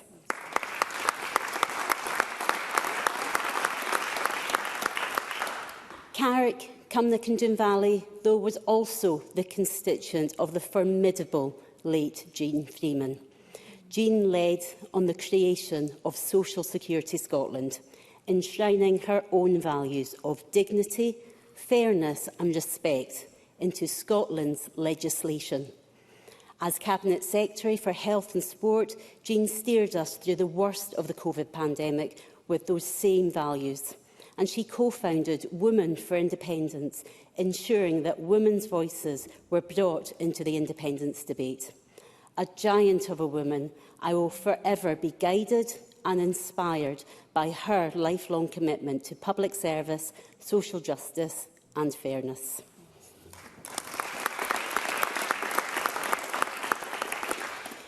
Deputy Presiding Officer, that sense of fairness is, I believe, central to today's debate. Nestled in the heart of my constituency lies the small village of Daly, birthplace of the Reverend John Thompson, the 19th century minister whose name forever has been associated with the well-known Scottish phrase, "We're all Jock Tamson's bairns." That phrase speaks to something fundamental about Scotland, about the progressive values we hold dear. That no matter our background or where we come from, we are all equal in worth and we are all deserving of dignity. But governments must match progressive values by making progressive choices. Wealth taxation for public services is one of those choices. I come to this debate in a unique position. For the last 9 years, I have served as a councillor in local government, including as COSLA's resources spokesperson. I fought for frontline services. I worked cross-party. I gave evidence to committees within this very Parliament, sharing often the stark financial reality of what some local authorities are facing. When giving evidence to MSPs, one of the questions I was often asked was, where's the extra money to come from? And it was a fair question, and it was a necessary question. I welcome the record-high funding to local government. However, after years of Westminster austerity and with the restraints of devolution, both the Scottish Government and local government face immensely challenging fiscal realities. It is imperative that we are bold, brave and explore progressive wealth taxation by asking those with the broadest of shoulders to pay a little bit more. We can deliver stronger services and help the less well-off not just survive, but to thrive. Deputy Presiding Officer, for the first time in my life, I am in the higher tax bracket. And you know what? I'm quite comfortable with that. My son is benefiting from free university tuition. And almost a year to the date, I was sat with my terrified mum in surgery school preparing for her life-saving cancer treatment in our incredible NHS. And thanks to the cancer treatment pathways that are available, she is able to watch me online giving this speech today. I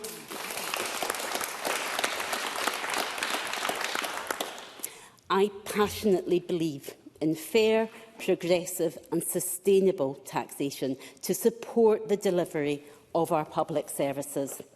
I welcome the progress made towards private jet tax and mansion tax, particularly that the mansion tax funds will go directly towards local areas.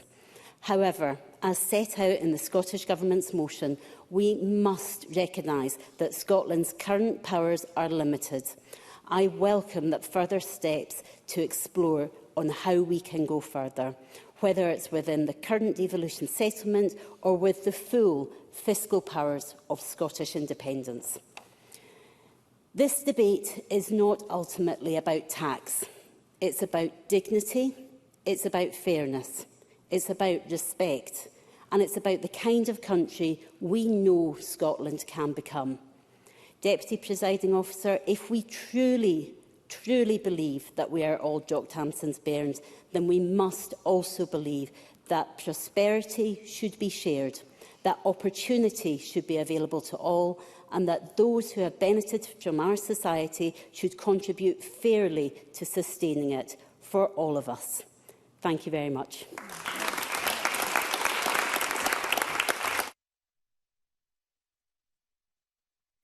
I call Malcolm Offord to be followed by Martin Day. Malcolm Offord. Thank you, Deputy Presiding Officer. In this world, nothing can be said to be certain except death and taxes. And we at Reform Scotland don't disagree with Benjamin Franklin's premise, but we certainly do believe we've got a duty to minimise the impact of both for as long as possible. It is the progressive left that love taxes, just as they love net zero, DEI, immigration and welfare. I salute Pat McFadden for his honesty when he said that Labour MPs are only really interested in trying to find new ways of raising taxes to pay out more in benefits. And I'm afraid to state the bleeding obvious, but the SNP share this doctrine on steroids. And sure enough, 3 weeks into this new Parliament, they're already rolling the pitch to introduce new taxes on private jets and big houses. How predictable. And yet, there are some progressive voices pushing back on all this dogma. How ironic that it's the founding members of the New Labour project, the Blairites, who are now the forerunners, the very champions of progressive new society, who are now pushing back. Tony Blair has written his 4,000-word essay. His central message: if you want a fairer society, you need to create jobs and wealth, and not just provide welfare. And his first clarion call is to abandon net zero and drill, merely drill, because no country can build prosperity for its citizens without access to affordable energy. Meanwhile, Jack Straw, former Secretary of State for the Home Secretary, has come out this week to challenge DEI policies and the police, saying that the anti-racism guidelines have gone too far.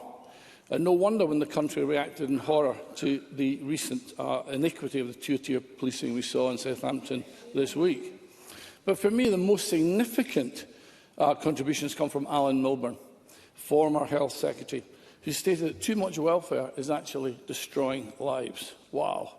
How right he is that the welfare state, set up to be a safety net, has now become a lifestyle choice and is damaging the life prospects of our less productive citizens, especially our young people. So let me again state the bleeding obvious that work should always pay more than welfare, and the best form of welfare is a good job. In Scotland, we have 750,000 people of working age. No, I'm going to crack on for now. Not in meaningful employment, and this figure is forecast to increase to 1 million in the next decade. That's out of a population of 5.5 million. Meanwhile, we're short of nurses, care workers, welders and chefs. And yet, in our first speech to this chamber yesterday, the new Minister, Alison Tulis, declared in a halo of self-righteousness that these jobs could only be done by immigrants. Really? Is Alison Tulis so ready to write off the talent and ambition of our own workers so easily, our our very... No, I'm going to keep going with this. Our very own people... I'll take the intervention. Alison Toulis. Thank you very much. I think if he checks the official report, he'll see I said no such thing. But we shouldn't be sending people away who are here to help. Malcolm Offord. We need to look after our own people. We need to help our own people back to work. We have 750,000 Scots not working, and we need them back in our communities. And I salute the new member on the Greens, Cara McKee, who spoke eloquently about the need for care workers in our community. And she talked about the need to train them more and pay them more. Why can't we start with our own amazing homegrown Scots and create a new proud care in the community profession? Or do the Greens think our people are not caring or capable enough? I don't understand. No, your solution is to tax the rich and send our workers home on benefits, and then bring in immigrants apparently to do the jobs that Scots apparently don't want to do for themselves, which I find to be quite bizarre. Take that intervention. Craig Hoy. I thank Malcolm Offord for taking the intervention. Can he just clarify where Reform Scotland stands on benefits? We've been very, very clear on the two-child benefit cap. We would restore it and we would apply it to the Scottish child payment. What's Reform's policy on that? Malcolm Offord. I can assure Craig Hoy that we believe the best form of welfare is a job, and we believe that we need to deal with the welfare bill, which is spiralling out of control. We need to get our own people back to work, and we need to give a lot of care of attention to our own people who are struggling and need pathways back to work. And so far in this 3 weeks in this Parliament, I've not heard any solutions or any proposals put forward to help our people back to work. So let me just finish. With this idea that the solution is always just to tax the rich. It's perfectly laudable and perfectly understandable. The top 1% of earners currently pay 30% of income tax. The top 10% pay 50%. That's only 250,000 Scots. They're already standing their ground at the bar willingly, but tax them too much and they will leave. Consider wealth taxes in Europe, abandoned in Germany, abandoned in Sweden, abandoned in France, because they don't collect what they are meant to collect. And I thought the whole point of being Scottish was to lead the world, not just follow failed experiments elsewhere. So I come back to my second question to the First Minister today. Do we simply not understand that by raising taxes, you collect less money? But actually, if you cut taxes, you collect more money. Isn't the objective to raise more revenue? Look at Sweden. Between 2000 and 2017, they cut their tax ratio from 51% to 44% of GDP, and they collected an additional 20 billion per annum. The experiment has been done. As I said in my own maiden speech, it was the Scots who invented modern economics 250 years ago. Please allow... No, I'm finishing. Please allow us to re-embrace Adam Smith from Kirkcaldy. He was very simple for him. He said, little else is required to carry a state to the highest degree of opulence, but peace, easy taxes and a tolerable administration of justice.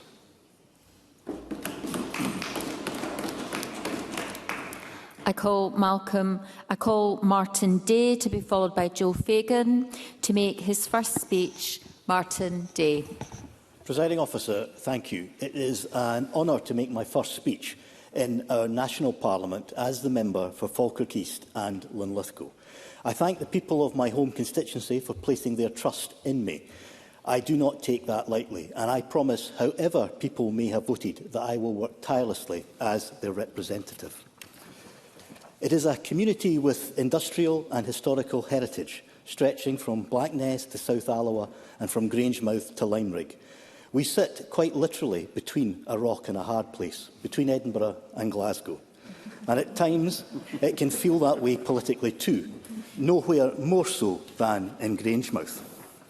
For generations, the refinery and wider industrial complex have provided skilled jobs and supported local families. The uncertainty surrounding its future has caused understandable concern. The transition to net zero must be a just transition. The skills and industrial expertise are national assets, and the community must share in the opportunities that come with change. When we discuss wealth in Scotland, we should remember that it is created not only in the boardrooms and financial markets, but by the hard work of people in places such as Grangemouth. The men and women who have worked in Grangemouth over generations have helped create considerable wealth for Scotland. It is only right that communities which create that wealth should share fairly in the opportunities and the public services that flow from it. And that brings me into today's debate. For many in my constituency, the question is one of fairness. Whether wealth is being taxed fairly and if we have the resources to support the public services which we all depend upon. But before I progress further, let me say that every constituency member will tell you that they have big boots to fill. And in my case, multiple boots belonging to Fiona Hislop, Michael Matheson and Michelle Thompson, who between them had more than 6 decades of parliamentary service and experience. Fiona and Michael were members of the Parliament's founding generation, elected in 1999, and helped shape the institution we serve in today. I place on record my appreciation for their work and their friendship, their support and advice they have given me over the years. My former Westminster constituency overlapped with Fiona and Michelle, and we worked well together until the public decided I should spend more time with my family. I'm still trying to work out what it says about me that my family was so overjoyed when the public decided they wanted me back. One of Michelle's jokes is that no one tells you when you join the national movement that the first 20 years are the worst. Well, after almost 40 years campaigning for independence, I've seen both the highs and the lows, such as being swept into Westminster in 2015 as part of the SNP landslide, then watching Scotland repeatedly return mandates for a referendum, only to be told no. Whatever view members take on the Constitution, the denial of democracy is not a healthy position for our nation. Presiding Officer, if you will indulge me with one final tribute, I want to mention your predecessor, George Reid, who passed away during the election campaign. He represented parts of my constituency in the 1970s and was fondly remembered by many people I met on the doorsteps. And I also have my own George Reid story. Before this Parliament was reconvened, he became the only passenger I have ever driven who grabbed the steering wheel because he thought I was about to drive into the Avon Gorge on a stormy night. He never took another lift from me. The Transport Minister can expect to hear from me about this matter. The Gorge, not my driving. The A801 Avon Gorge has been talked about for so long that Manny Shinwell raised it when he was MP for Linlithgowshire. More than a century later, communities in the Braes and in West Lothian are still waiting. Now, the Scottish Government's Infrastructure Investment Plan recognises its importance, but years of delay have left local people wondering if they will ever see a shovel in the ground. And getting the Avon Gorge crossing back on track will be one of my priorities in this Parliament. Of course, everything needs to be paid for, and I believe that those with the broadest shoulders should pay their fair share. That means looking not only at income from work, but also wealth and assets. And the difficulty is that many of the important taxes on wealth, including inheritance tax and capital gains tax, remain reserved to Westminster, leaving this Parliament without tools that it needs. Had inheritance tax been devolved, Scotland would have been spared the uncertainty created by Labour's proposals for family farms. Farming families in my constituency and across Scotland face the prospect of selling land built up over generations simply to meet tax liabilities. Now, although Labour eventually changed course, months of anxiety had already been inflicted on our rural communities. And it is a reminder that decisions affecting Scotland are best made by those accountable to the people who live and work here. In my constituency, I meet people every day who are worried about paying bills, affording childcare, or getting onto the housing ladder. And at the same time, wealth has become increasingly concentrated. And the stark reality is that wealth often generates more wealth. Those with substantial assets can save more, invest more, and benefit from the opportunities that are simply unavailable to many working families. And over time, that gap widens. And if we are serious about tackling inequality, we cannot ignore that fact. That is why I support measures that ask those with the broadest shoulders to make a fair contribution.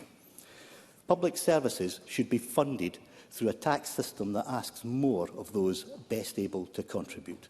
Ultimately, wealth taxation is about fairness. It is about ensuring opportunity is shared more fairly and that public services are properly funded. That is the principle that lies behind today's debate, and it is one that I am proud to support. Thank you.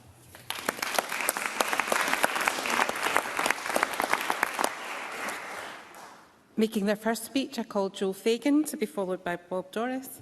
Mr Fagan. Thank you, and can I congratulate the presiding officers on their election and the appointment of the new front benches. And can I say that my register of interest will show that I am a councillor in South Lanarkshire. To be elected to this Parliament is a special privilege, and I am immensely grateful to all those who voted across the vast and varied region of South Scotland, from coast to coast through market towns and mining villages to my home in East Kilbride. Until last week, I was the leader of South Lanarkshire Council, and as someone who led a public service in a debate that is about tax for public services, let me say that public services are nothing without public servants. And I've been fortunate to have worked with some of the very best in the country. I'm not the first South Lanarkshire leader to be elected to the Parliament. This privilege is one I share with the late Tom McCabe, the first ever MSP elected in 1999. Then, as now, South Lanarkshire was at the forefront of public service reform, a pioneer in community planning. Today, we're working with Public Health Scotland as one of 3 Marmot pilots, addressing the social determinants of ill health, with the support of the Institute for Health Equity and the inspiring Professor Michael Marmot.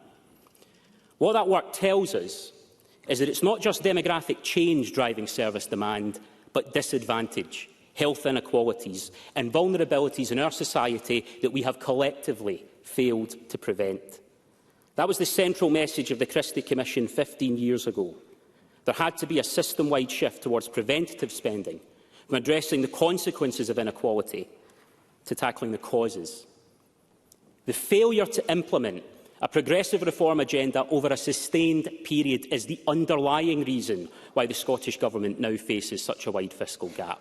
There is too much reactive spending because there was too little investment in prevention. In 2008, a ministerial task force committed government to narrowing the gap in healthy life expectancy between the most and least deprived people. But the gap has not reduced, it has grown. 18 years ago, the government set out to reduce the prison population. Today, it's at a record high. Government promised to eliminate delayed discharge from the NHS, but last year, people spent more than 720,000 clinically unnecessary days in hospital at a cost of £440 million. Record high numbers are housed in temporary accommodation, while social housing starts have fallen to record lows. And local government, the sphere of government best able to scale prevention, has lost over £7 billion in core funding in real terms. We are stuck in a cycle that does not work. And whatever the merits of the government's motion today, it does not point to a tax and spend framework that breaks the cycle. Social investment, funded fairly and realistically, is essential if a Scottish model of public service reform is to be viable. And candidly, this is the story of Scotland post-Christie. Progressive intent, regressive reality, and too often that is the story of the Scottish Parliament too. The architects of devolution, the noble leaders who came before us, imagined a Parliament that would elevate public life, a new politics of public service, social justice and democratic renewal. Too often, I believe, this Parliament falls short of the ideals that shaped it and mirrors what it was defined against. Too often it has been conceited and trivial when it must be rigorous and self-aware. I welcome the steps taken by the new presiding officer to shake up proceedings and his tantalising promise of devilment in the session to come. But making this institution better serve the people who elect us is a responsibility for all of us who are elected. So at this juncture, at the start of this new term, With more newly elected members of the Parliament than at any time since devolution, I challenge all of us to think of what we could achieve together if we chose to elevate our politics now, if we liberate our public services from the burdens of inequality, if we are persistent in connecting progressive intent with progressive outcomes, and if we recapture the spirit of new politics and put the Scottish Parliament back to work for the people of Scotland. Thank you.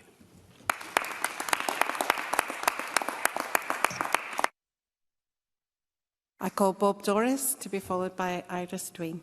Thank you, Presiding Officer. Can I commend Joe Fagan in his first speech? I may not agree with all the politics, but I agree with your passion and your intent, so I commend you for an excellent first speech. Presiding Officer, it is clear that the different decisions on income taxation levels made in Scotland, where those who earn a little bit more are asked to pay a bit more, has contributed to securing additional revenues towards various desirable outcomes that I would hope most of us anyway in this Parliament would wish to see. The Scottish Fiscal Commission estimates that the SNP Government income tax decisions since devolution will raise up to an additional £1.8 billion in the tax year 2026-2027 compared to the position had the Scottish Government mirrored UK policy. Scotland's more progressive income tax system has therefore supported a position where the average pay for public sector workers is notably higher in Scotland than the UK as a whole. Our NHS is a very good example, where we've invested strongly in the pay of our healthcare professionals.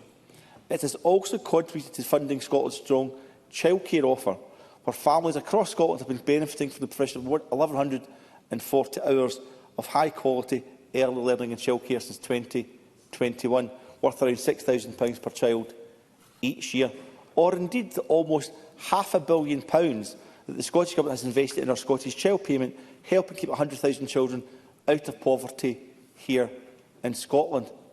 And it is worth noting that most people in Scotland pay less tax than their counterparts elsewhere in the UK. Now, there has always been a political kickabout over the expression free when it comes to delivering Scottish Government policies: free school meals, free tuition, free prescriptions, free bus passes and so on. No one, Presiding Officer, no one pretends any of this is free. But let me set political decisions in context. The Scottish taxpayer also has to pick up its share of the tab for reserve spending from the UK Government.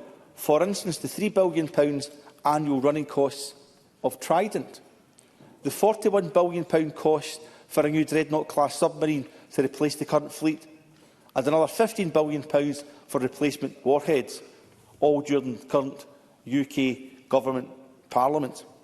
I would much rather see our Scottish Government invest in our social protections here in Scotland than the illusory protection allegedly offered by nuclear warheads. There's another way, and it's the Scottish way. Presiding Officer, the Scottish Government motion supports fair, progressive and sustainable taxation to support the delivery of public services. It reiterates the SNP position on the creation of a private jet tax and mansion tax. I can see the Lord offered. These are not curveballs. They were in the SNP manifesto. With regards to the jet tax, I welcome the submission we received from Oxfam Scotland, which strongly supports the introduction of an air departure tax with a higher rate for those choosing to travel by high-polluting private jets. Their analysis showed that in just the first 10 months of last year, more than 10,500 jet flights took off or landed at Scottish airports. This Parliament used to speak often about the polluter pays principle. Money secured from that new tax could help support our public bus network, for instance, and acknowledge, for instance, the good work of SPT taking forward a bus franchising model, something that will not be cost-free. It will require revenue support. Yes, of course. Billy Rennie. There seems to be implying that the destination of the new taxes that he's proposing there would go into an expansion of public services, or at least entitlements.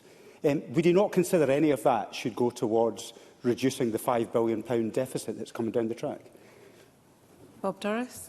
Clearly, we'll set out the medium-term financial review that Mr McKee has got the invidious task of implementing with public service reform, but every penny additionally we raise here in Scotland can also help bolster the social protection dispensed that we all want to see. And bus franchising support will be part of that, as far as I'm concerned, Mr Rennie, but I appreciate the point that you're seeking to make. The other substantive part of the motion mentions a mansion tax due to be brought forward in 2028. Those proposals will add 2 additional council tax bands to be applied to properties valued at over £1 million, with all those funds raised going directly to local areas to support public service delivery. And before Mr Rennie intervenes again, which he might wish to do, say that will only be dependent very much on how many properties over £1 million in each local authority area. And of course, more importantly, it's the revenue grant that they'll get from the Scottish Government that supplements the vast majority of their income. I get that, but in the round, additional monies are welcome, I would say to Mr Rennie and to other members in the Chamber. I very much support this, therefore, but it will, of course, require careful scrutiny and implementation.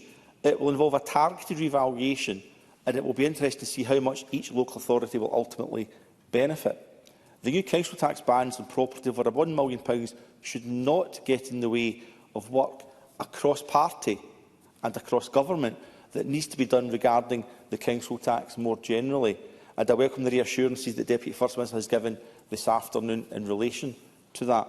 But perhaps the most pertinent part of the Scottish Government motion was to recognise that Scotland's current powers limit the scope of additional wealth taxation, with a call for us to explore what further steps could be taken either within the current system or with full fiscal powers. In another excellent first speech, Martin Day spoke about inheritance tax and capital gains tax.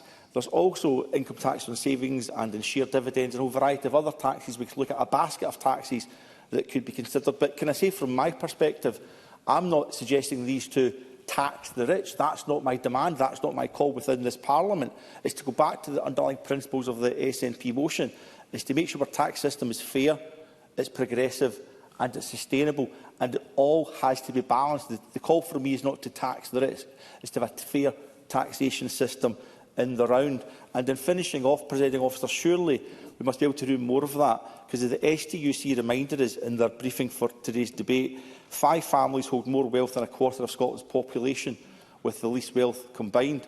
And the wealth of Scotland's 10 richest people is now more than £23 billion, 9 times what it was in 1999, which exceeds the Scottish Government's projected income tax revenues for 26-27. I don't want to tax the rich. I simply want a fair taxation system and the underlying social contract with the Scottish people that underlines our commitment to social justice.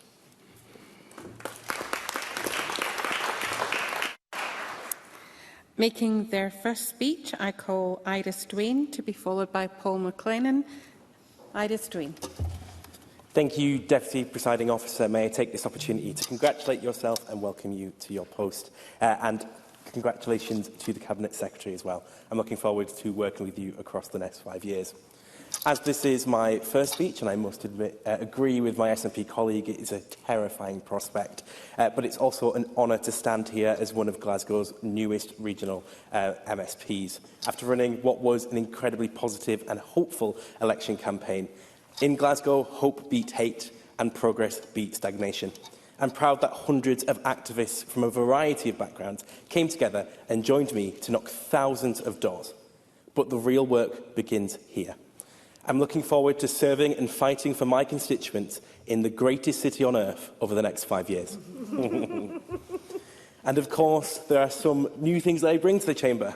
As the youngest member of this Chamber, I must admit I was slightly shocked to find out the First Minister had already taken his first crack at leading the SNP before I had taken my first crack at breathing. I'm sure he'll be lovely to find that out. But it's crucial that this Parliament reflects all of the country that it seeks to represent.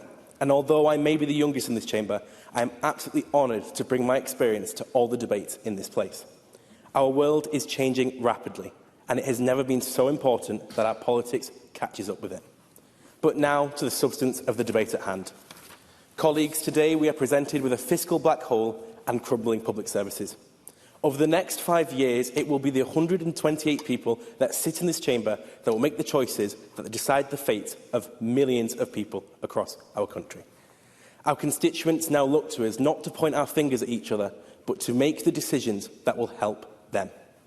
If we fail to adequately deal with these issues, it can only lead to further problems. And we've already seen, most recently, what that looks like. We all remember the sandcastle majority led by Keir Starmer as it swept its way into number 10 with promises of change on the lowest vote share to form a majority government in history. Yet 2 years later, they have failed to adequately challenge the systems that are holding down our constituents, and it has made them one of the most unpopular governments in history. Their tendency to finger-point and scapegoat has led to the re-emergence of the very hatred on our streets that we thought we had defeated with the National Front and the British National Party. We cannot allow our communities to shoulder the burden of our failures. This chamber cannot be an austerity chamber. It was not disabled people that have caused the length of waiting lists in the NHS. It was not those seeking support for surviving gender-based violence that have caused the shortage in social homes. It is not those who receive benefits that have caused our fiscal black hole. And yet we find our counterparts down south ripping support from all of those groups mentioned, with some of them seriously suggesting that they must go further to help fund more of Trump's disastrous wars. Is this who this chamber wants to be? The STUC estimates that a wealth tax of 2% on just the 10 wealthiest people of Scotland could raise £500 million a year alone. Imagine what we could really do together if we were ambitious for Scotland. Colleagues, I speak of this matter with so much passion and so much urgency because of my own personal experiences. As someone who grew up in a single-parent household to a young working-class mum, I understand what potential cuts could mean for so many across our country. I'm not ashamed of my upbringing. I'm not ashamed to have relied on free school meals and to know that my experiences growing up were markedly different for the majority of this chamber. But what I am afraid of is that for many children like me, this Parliament will fail to deliver the necessary support for them to survive and thrive. Whilst I may now be in an immensely privileged position to stand here, I refuse to leave anybody behind. Over the thousands of doors I knocked across this election campaign, nobody asked for cuts. Nobody wanted to see a reduction in service. Nobody believed we must shrink our state. In fact, so many wanted to see us here go further and faster. Across our country, we have countless teachers without permanent contracts, local councillors passing on the centralised cuts that we don't address here, a lack of good housing, a rise of homelessness, and an NHS that admittedly is doing better than down south, but still not being given the support to thrive. I don't believe that it is the politics of envy that this chamber should address those problems that we face. Debates of this kind will always focus on making difficult choices, but those who tend to always give up tend to be those that have the least. Let's not do this. We have 5 years to address the problems that our state is failing. 5 years to help all of those in all of our communities. So I finish this speech on one final assertion, one final ask and one plead. Let us truly be a Parliament that is ambitious for Scotland. Let us tax the wealth we have. Let us make our country work for everybody that lives here. Thank you so much.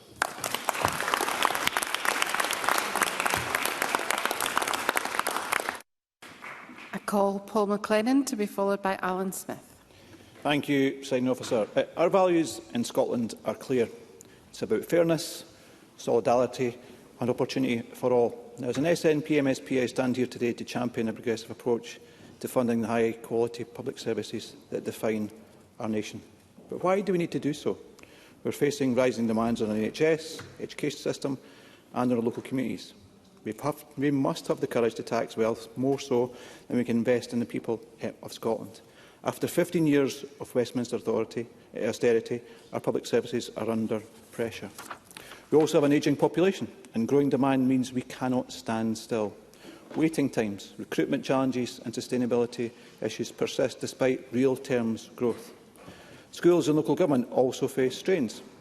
Efficiency reforms and prevention are vital, but they are not enough on their own. We need sustainable progressive revenue to match our ambition for a fairer Scotland.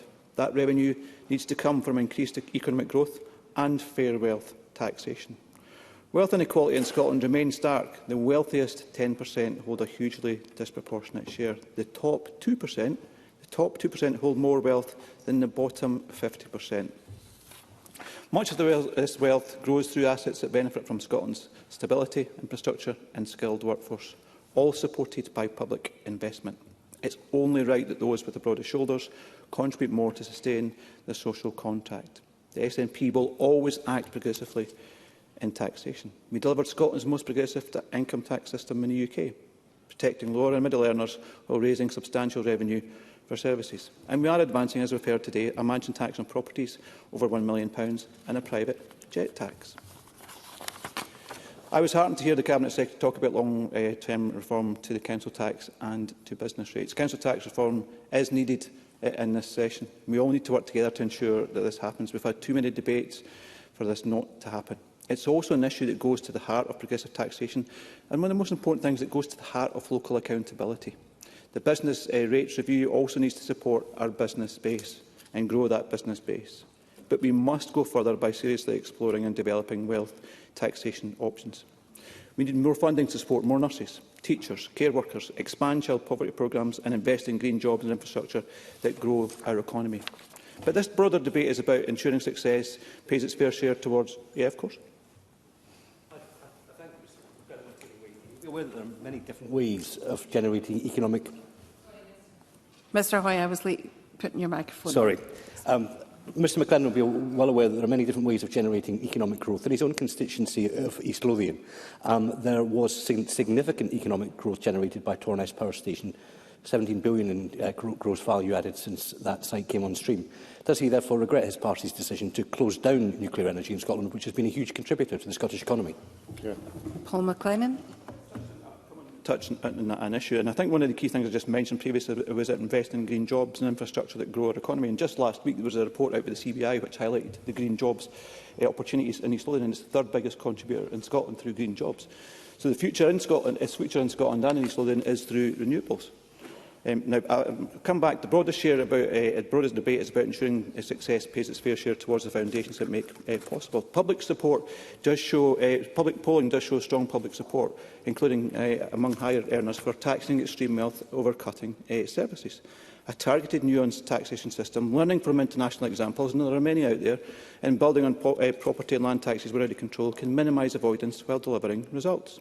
Relying solely on income tax hits working people harder. Scotland has shown that we can use fiscal powers progressively without harming growth. What we do need to revisit, though, is the current fiscal framework with the UK Government. It doesn't suit Scotland now. It is a total lack of flexibility. Yeah, of course. Willie Rennie. Paul McLennan gave a different list from Bob Doris about what he'd like to spend the extra money on. Is there any coherent position within the SNP? Paul McLennan. I think I'll come back to the point that was made, Mr Rennie, in terms of that. I said that the broader debate is about ensuring success pays its fair share towards the foundations. There's a balance here, and I think the balance in this debate is around about the fairer taxation, is around about what we want to spend the money on, is around about current fiscal framework that we operate within as well. And I'll touch on that just a little bit later on in my speech. There's no disagreement in terms of what we want to spend the money. I've highlighted about child services, I've highlighted about investment into other services that are there to make sure that the values that I've mentioned in the speech are taken forward. So I mentioned about the targeted nuanced taxation system, and I said relying solely on income tax hits working people harder. And we do need to revisit the current fiscal framework. As I said, it doesn't suit Scotland just now. And it isn't about, this debate today isn't just about taxation. There will be many debates in this chamber about growth, as there should be.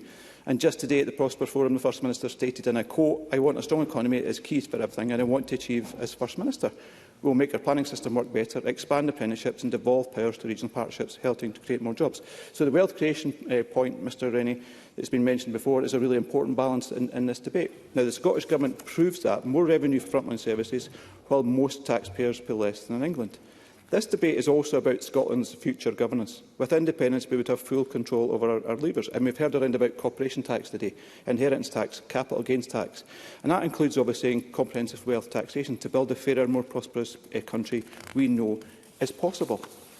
In the meantime, we have to push for every devolved power we have, for more fiscal responsibility from Westminster, and lead by example. This, again, coming back to, is about our values as a nation. A Scotland where opportunity is not determined by the wealth you inherit, but by the talent and effort you bring. Where our schools, NHS and communities are properly funded so every child has the best start. Every family feels secure and we build a thriving, inclusive economy. We continue to hear requests for more funding from public services from other parties, but with no explanation how they would pay for it. Reform and Tories propose tax cuts now. This would cut our block grant now. It would cut our block grant now. If we're talking about future economic growth in terms of that, and I'm willing to take an intervention, Mr Hoy, if you want to come in on that point.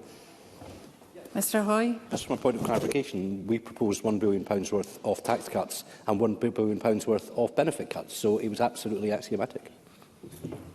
Mr McLennan. And I think that you heard the point the Cabinet Secretary, Shelley Civil, mentioned around about where the welfare cuts would come from the Tories. Not something I would support. And I'll come back to the key point in terms of this. Tax cuts now would cut our block grant now. That would mean cuts to our public services right now. Labour, with its employee and national insurance contributions, obviously rise, damages growth. Presiding Officer, I urge this Parliament to back bold exploration of wealth taxation measures. Let's publish detailed options, engage in experts and unions and deliver concrete proposals. We need to reform our public services. We need to increase growth in our economy, but we need to tax wealth fairly to invest in our people and secure a better future for generations to come. Scotland deserves nothing less. Thank you. I call Alan Smith, following which we'll move to closing speeches. Presiding Officer, thank you. This has been a much more interesting debate than I thought it might be, actually, and I'm glad to see that there's quite a lot of consensus across the Chamber for the need for modernisation of the state. Now, I suggest that that's a good thing for us to be doing anyway, but it's urgent and it's necessary. So I was particularly struck by the Labour amendment and the tone of Michael Mara's contribution, and I think there is scope for joint working on this. And I'm very glad that we're accepting the Labour amendment because it does acknowledge the scale of the issues that we're all facing. And where there is scope for consensus and working jointly across the Chamber, I'm very glad to see the tone of Labour's contribution today, because I think there's a lot of work to be done. From each according to their ability, to each according to their need, is a fundamental principle of our party, but also the Labour Party as well, and the Greens. I think there is scope for joint working on a lot of these matters. We do need to modernise the state. We need to be more efficient and more effective and provide better public services, but we also have a fiscal challenge. And there's a number of things that we can be doing, and I, as will come as no surprise to anybody, support the government position, support the government motion. I welcome very much the idea of a mansion tax and a private jet tax. But even on these benches, we acknowledge that's not the answer. It's part of the answer. There is a much bigger job to be done. And I would like to see, and I was very glad to hear from the Deputy First Minister, progress on council tax reform, which is urgent and is long overdue and needs to get done. We had a very helpful briefing from the STUC, which outlines a few other measures that we could be taking forward, and I would commend them to the Chamber. The Scottish Parliament should immediately launch a revaluation of properties to replace the outdated, unfair council tax with a proportional property tax.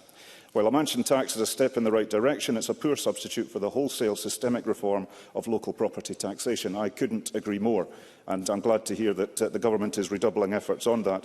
Research for the STUC estimates a proportional property tax could raise £783 million in additional revenue while providing a rebate for low-income households.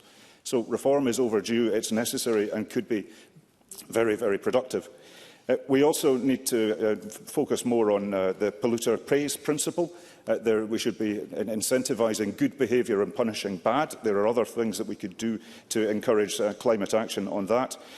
We need to reform non-domestic rates. I'm very glad that we've had the Gill review, which is underway for licensed premises. Licensed hospitality especially is taking a soaking on sudden revaluations. And it is something that the Scottish Government is acting on, but we do need to act much more urgently on reforming non-domestic rates in the round, because the system is not fit for purpose at the moment. So tax on wealth as well, as colleagues have said, provided this is implemented as part of a local tax system rather than a national tax. While this would be complex, modelling suggests it could raise an additional £1.4 billion, according to the STUC. So there's a number of things that we need to be doing. I support the Government's motion and I support the efforts that we're making on these measures, but there's a number of other things that we can be doing beyond this motion. And it's a vision. Liam Kerr. In all the things that he's saying that the Government needs to be doing, does he regret the fact that the Government has now had nearly 20 years to do these things, but has utterly failed? Alan Smith. Well, it will come as no surprise to Liam Kerr that the operation of the fiscal matters, given the interplay of reserved and devolved legislation, is something that has held us back. But we do need to act on that, and if we agree that we need to act on that, let's do it now. So there's a number of things that we do need to be doing to tax wealth, and I very warmly support the government's position on this. Thank you. A gentle reminder this time that those who contributed to the debate should be in the chamber for closing speeches. And we move to the first of those, and it is a first contribution in the chamber. Andrew Baxter. Thank you, Deputy Presiding Officer, and may I congratulate you upon your election and all those new members in the chamber upon their election. For some colleagues looking at the pre-election polling, they must have been fairly certain that they would sit here as an MSP. For me, I still remain surprised that I stand here today to make my first speech to this Parliament. Perhaps not quite as surprised as my SNP colleagues. After all, many people said that overturning a majority of more than 15,000 votes in Skye, Lochaber and Badenoch, one of the SNP's safest seats, was simply impossible. But that previous majority was a reflection of the immense popularity and dedication of my immediate predecessor, Kate Forbes, and before the recent boundary changes of Fergus Ewing, who represented part of my constituency with equal distinction. I follow two remarkably hard-working politicians who, in very different ways, represented both their constituents and the wider Highlands with passion and conviction. Whilst it remains unclear whether all of their former colleagues fully recognise the loss that their departure represents to their political movement, it is clear that this Parliament is poorer for their absence. We all watch with interest to see what role Kate and Fergus play in Scottish public life in the future. Listening to numerous first speeches from colleagues in every party, it seems this speech is an opportunity for unabashed political boasting, a version of constituency top trumps. Well, Deputy Presiding Officer, I'm willing to take on any member at that game because I believe I hold all the best cards. My Skye, Lochaber and Badenoch constituency has Britain's tallest mountain, Ben Nevis, our deepest loch with its own forgotten monster, Morag, the largest body of fresh water in the UK, Loch Ness, with its rather more famous monster, the most westerly point on the British mainland at Ardnamurchan, 3 of Scotland's 5 ski centres, Glencoe, Nevis and Cairngorm, the largest landslip in Britain, the beautiful Trottenish Ridge on Skye, even the World Porridge-making Championships in Carbridge, and Dingwall, the site of a Norse Parliament that predates the so-called Mother of Parliaments in Westminster. But last, and certainly not least, my constituency has a network of incredibly determined and resilient communities who, when faced with the reduction or loss of a public service, never simply accept that that is the end of the matter. They roll up their sleeves, they organise, they fundraise, they volunteer, and they get things done. Perhaps that is why support for the Liberal Democrats has traditionally been strongest in the Highlands, because like those communities, we believe in getting things done. Today's debate is about wealth taxation and how we fund our public services. That is an important discussion, and I welcome it. Those with the broader shoulders should make a fair contribution towards the services upon which we all rely. But if this Parliament is serious about funding public services properly, we must look beyond wealth taxation alone. We must also confront the urgent need for reform of council tax and non-domestic rates. Businesses across the Highlands continue to struggle with a rate system that often bears little resemblance to economic reality, whilst local government, the largest provider of many of our public services, continues to shoulder ever greater responsibilities with even fewer resources. Having served for 12 years as a Highland councillor, I have watched local government being hollowed out. Services have been centralised, reduced or removed altogether.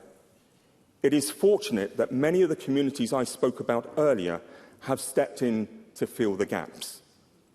But volunteer goodwill is not an unlimited resource.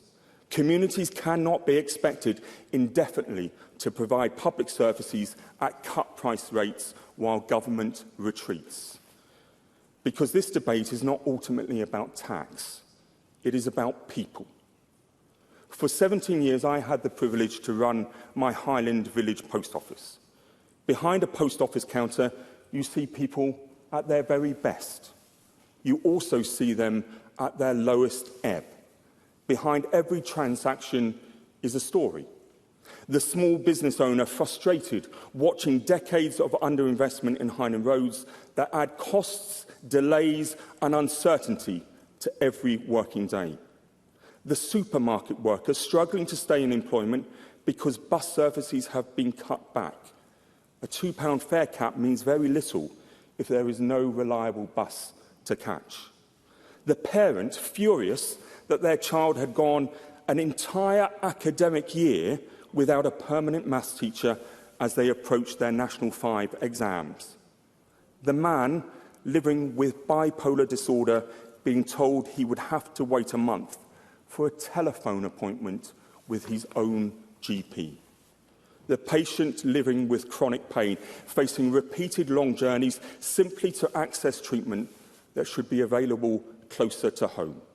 The single mother checking her bank balance and realising she had only a few pounds left to feed the meter, whilst living in a damp council house with ageing storage heaters and no prospect of improvements. Or the lady in early stages of dementia, standing bewildered and confused, who I hugged every week, tears streaming down her face, not knowing what she would do when her husband, her rock, was placed in a care home 2 hours away because there were no beds closer to home. That is the reality of public services for too many of our constituents. My motivation for standing for election was simple. I want to be a champion for the Highlands. I want to be a voice for the Highlands. Above all, I want to be a voice for those people, to help build public services that are accessible, reliable and closer to home, and that are there when people need them most. That is the task I set myself as I take my place in this Parliament, and I look forward to working with members across the Chamber to deliver it.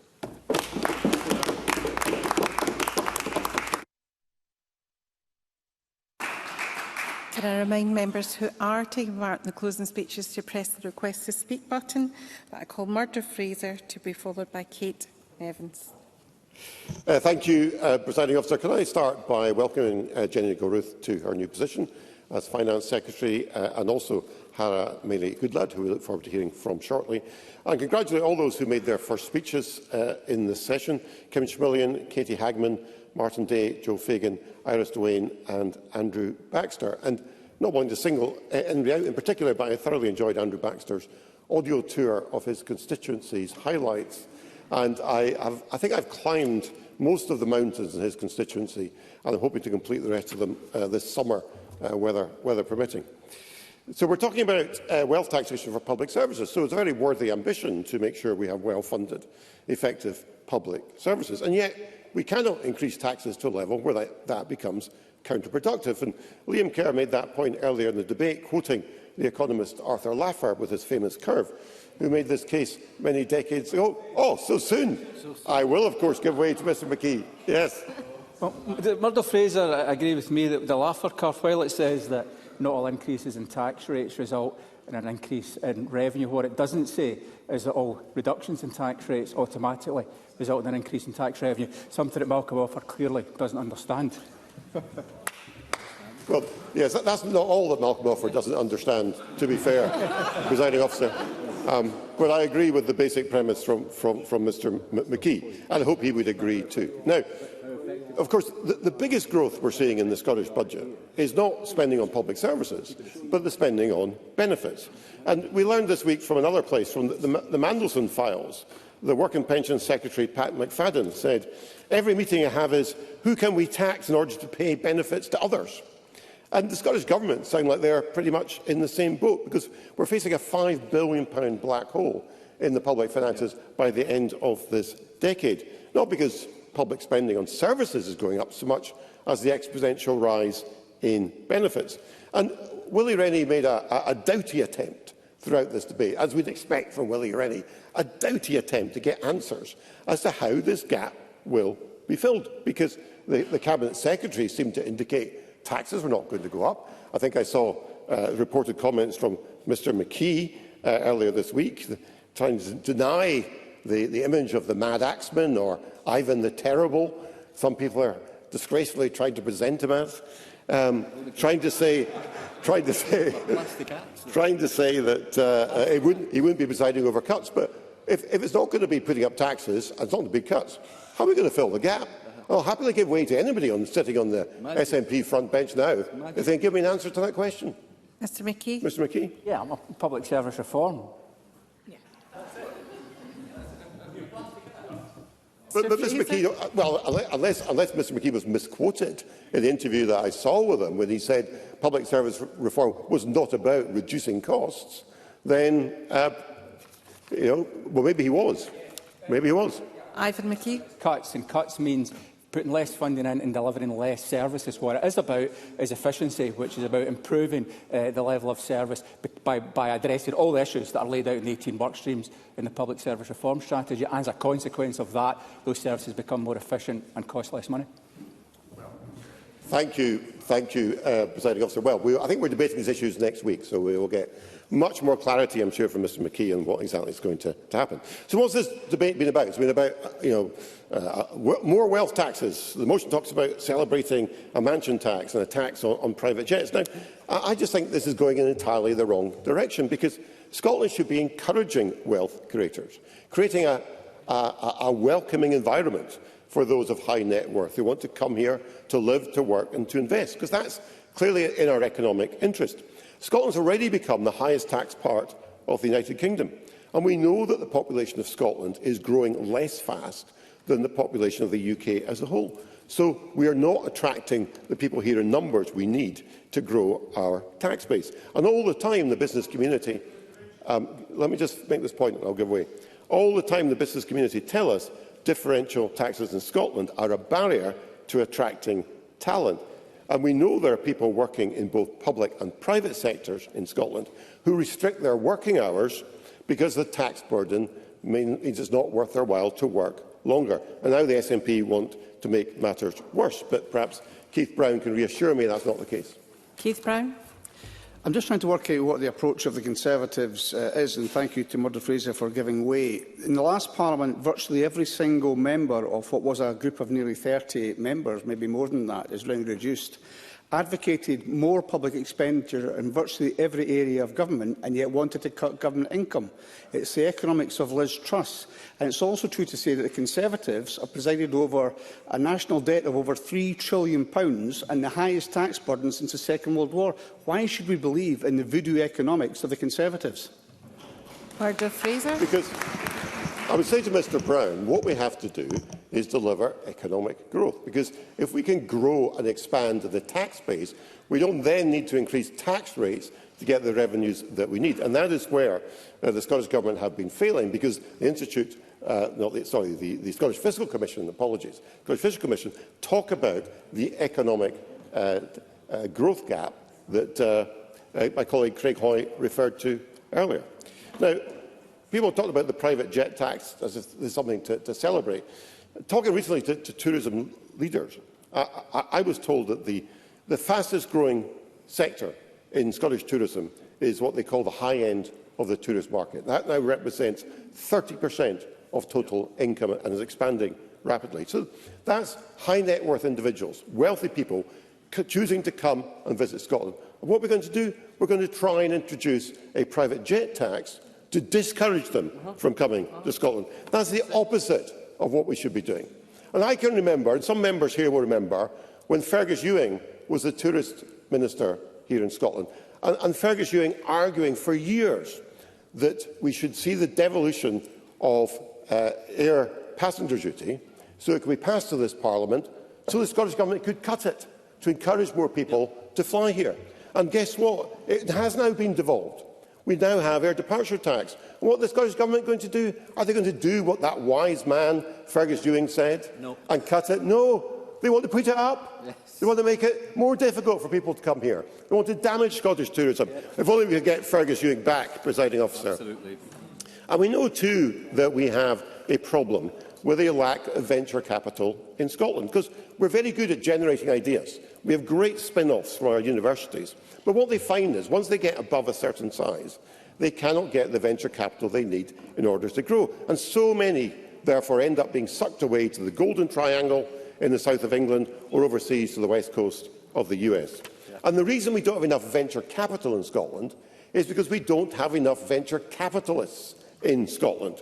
Because venture capitalists want to invest in businesses close to where they live. That's why there's a virtuous circle of venture capitalists and growing dynamic tech companies in the south east of England, and we don't have the same opportunities here. And if we send out messages that we just want to tax better off people more and more, we'll drive people away, we'll drive investment away, and we'll lose jobs in those dynamic sectors of the economy. So, Presiding Officer, what we should be doing instead with our tax powers is, instead of constantly increasing the tax burden, let's make Scotland competitive. And let's look at attracting more wealthy people to come here, whether they're coming on holiday or they're coming here to invest or set up businesses or purchase property. Let's encourage them. Because the fiscal framework that determines the overall level of the Scottish budget, that depends on relative income tax performance between Scotland and the rest of the UK. If we have more high net worth individuals in Scotland paying more tax, we generate proportionately more money to fund our public services. That is the approach we should be taking, not wealth taxes that will raise very little, cost a fortune to collect, and drive away the very people, businesses and capital that Scotland needs. That's the point made in our amendment today, and I'd encourage the Chamber to support it. Thank you. I call on Kate Nevins, who is making their first contribution, to be followed by Daniel Johnson. Kate Nevins. Thank you, Deputy Presiding Officer. It's such a privilege to be here and to represent the Edinburgh and Lothians East region. Thank you to everyone who cast their vote for us in this election, as well as to all the incredible activists and supporters who helped knocking on doors, posting leaflets, putting up posters and sharing Gen Z green memes that I mostly did not understand. I am so proud of our campaign. It was a campaign that, as Iris mentioned, that ran on the energy of hope rather than hate, where we stood together in solidarity with those most marginalised by the current system and fought together for a fairer, greener and more just future for Scotland. And I am excited to carry this energy into Parliament with me.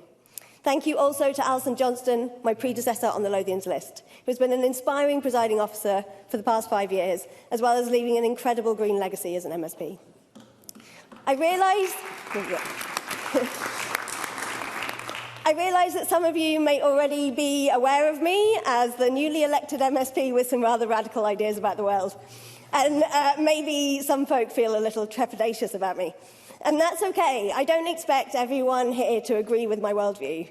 In fact, I welcome difficult conversations that help us progress through complex topics where perhaps none of us have the answer alone. And what I hope and what I believe to be possible is that we find areas where we can work together to improve the lives of people in Scotland, to bring care, collaboration and kindness to the heart of this Parliament. And if there's one area where that work is most urgently needed, it is this: addressing wealth inequality through a fair taxation system and properly funding our public services. This has to be central to what we do together over the next 5 years. The vast majority of us in this chamber were elected on manifestos that promised to reduce poverty and inequality. This simply can't be done without sharing wealth more fairly, without asking those who have too much to share more with those who have too little. And the public agrees. Research by the Wellbeing Economy Alliance shows that the vast majority of people in Scotland want to see the wealthy paying more taxes, not less. As others have mentioned, the wealth inequality we have in Scotland is huge. The top 10 wealthiest individuals and families in Scotland are worth more than 23 billion combined, more than the total amount raised through Scottish income tax in a single year. This is not a natural state of affairs. This is a political choice, and it has to change. Some political parties are keen to blame migrants for Scotland's problems, but it is the presence of billionaires, not migrants and refugees, that shows us something is wrong with our economy. If some of us have enough money to hoard houses and yachts, while others struggle to feed our families or heat our homes, then that is a sign of failure, not of success. I too welcome the progress made towards a private jet tax and a mansion tax, but we do also need to be bolder and braver and make the absolute most of our revenue-raising powers in Scotland. It took 18 years for us to use our income tax powers. We cannot afford to be so slow again. We need to urgently consider an Amazon tax to support local businesses and to scrap the outdated and regressive council tax in favour of a fairer alternative.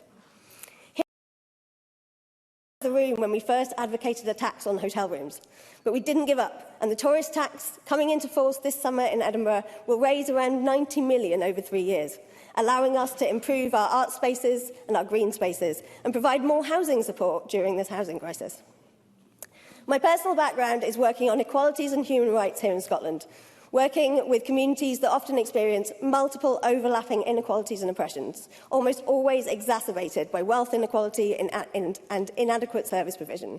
And I know how much it would mean for us to be able to start properly addressing some of these inequalities and funding inclusive, high-quality public services.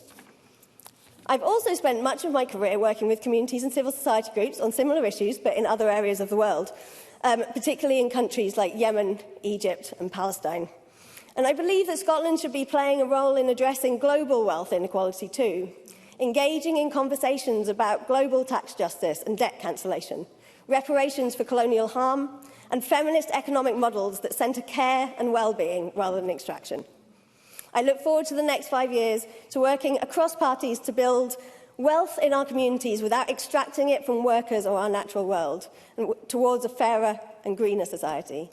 And in the words of Angela Davis, I hope that together we can act as if it were possible to radically transform the world. Thank you.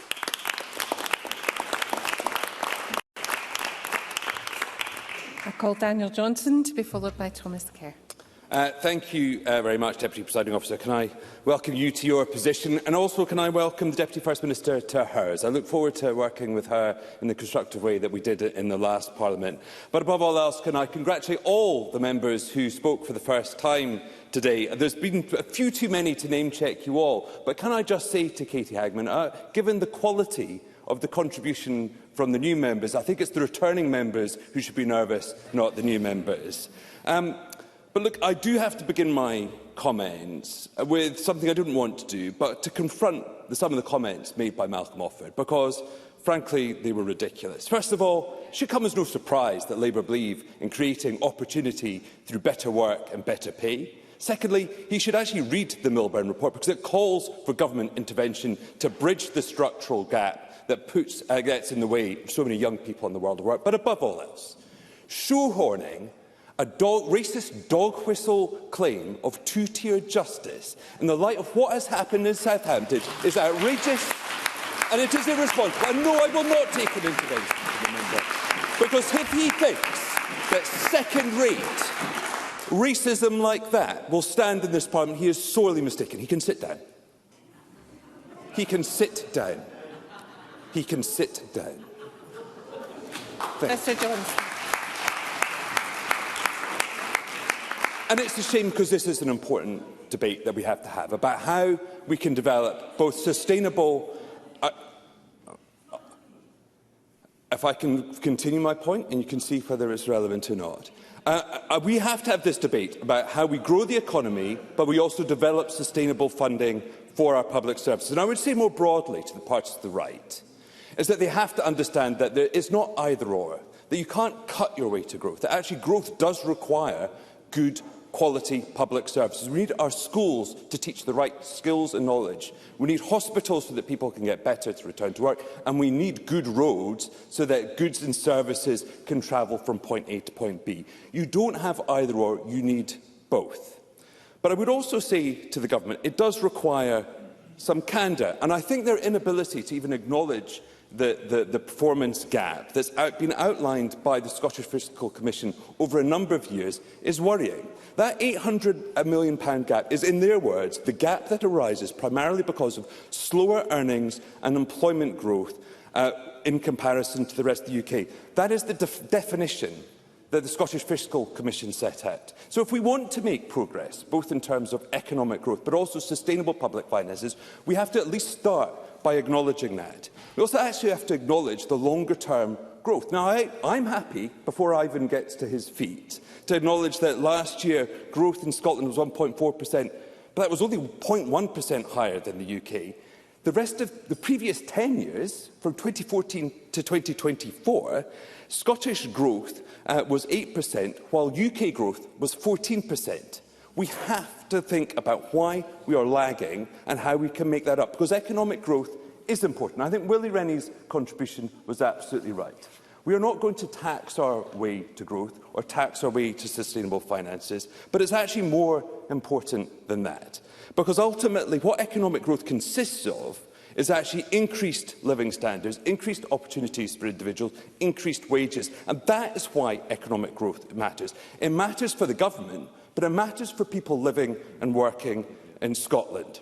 So I do think that this is an important debate, but we do need much more detail about actually how the government is going to tackle the issues and the deficit that it faces. They've not wanted to say the £5 billion figure, but even if you reject that, on the government's own figures, according to the IFS, that you would need an extraordinary increased rate of productivity in the health service just to stand still once you take account of increased pay. In addition to that, the IFS identified £1.4 billion of additional pledges in the SNP manifesto. So let's have a grown-up, mature conversation, but I think it has to start from a realistic position about where our growth is, why it matters, and just saying we're going to do reform doesn't really cut it. We need to understand the detail of that if we're not going to undermine the very public services that I believe are so important. But above all else, we've gone on too long talking about council tax reform and local government reform without getting into the detail of it. Now, first of all, I would say that we have to do both reform of council tax and non-domestic rates at the same time. I think they need to be holistic. I think partial tinkering around the edges potentially makes the system much worse, given the fact that it was arrived at in a hurried fashion in 1991 and was an imperfect system to begin with.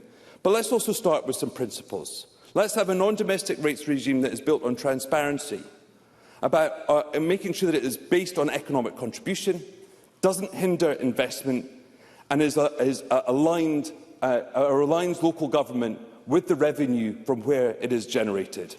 So maybe that is a starting point. If we want reform, let's at least establish the principles and some dialogue about how that reform could take place. But let's get on with it, because we can't wait another 20 years. In closing, this is an important debate. At times it has been useful and instructive, but I think it needs an awful lot more candour if we're actually going to make progress. I think I'm literally out of time. Apologies.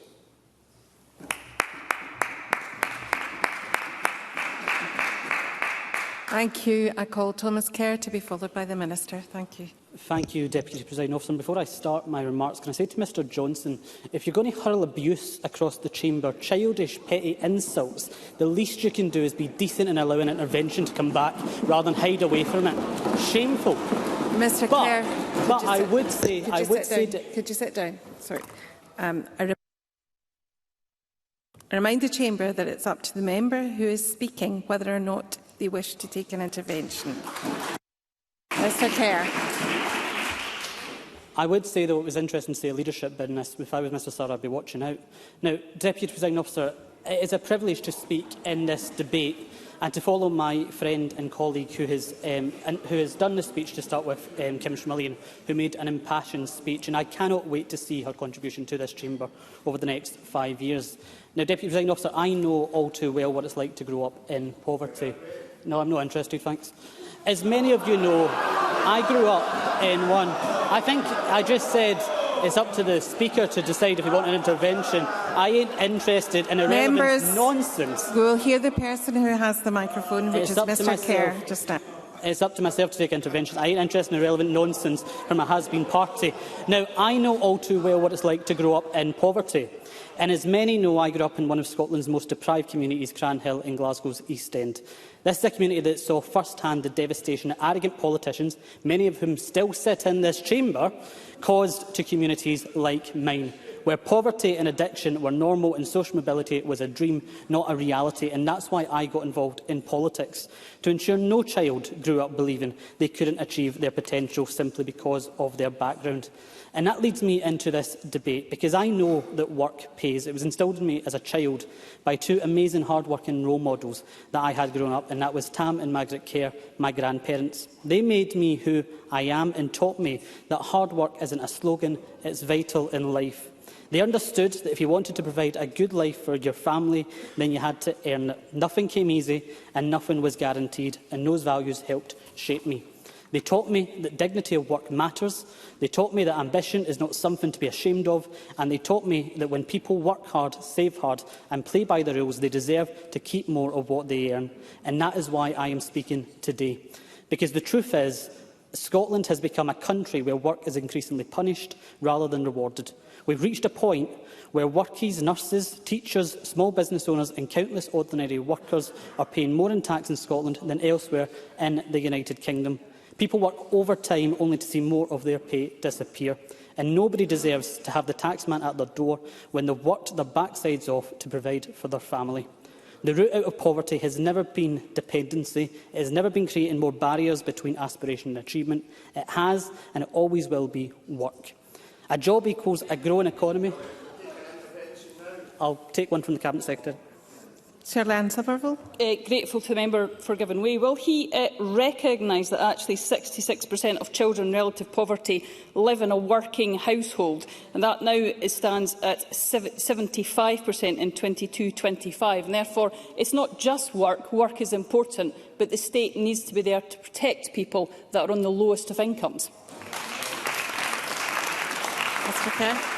I will acknowledge that. I'll also acknowledge that it's thanks to the policy of the Cabinet Secretary that those people she's just described are paying more tax here in Scotland than they would in the rest of the UK. And I want to see them keep that money in their pockets. They're heckling no, but if you're a nurse, if you're a teacher, if you're a doctor, if you're a workie, if you're a small business owner, here in Scotland you pay more tax than anywhere else in the UK. That's thanks to this SNP government. And no, I've took enough interventions, thank you. A job equals a growing economy. And I'm loving this, Deputy Presiding Officer. Members, can we hear the Speaker, please? Thank you.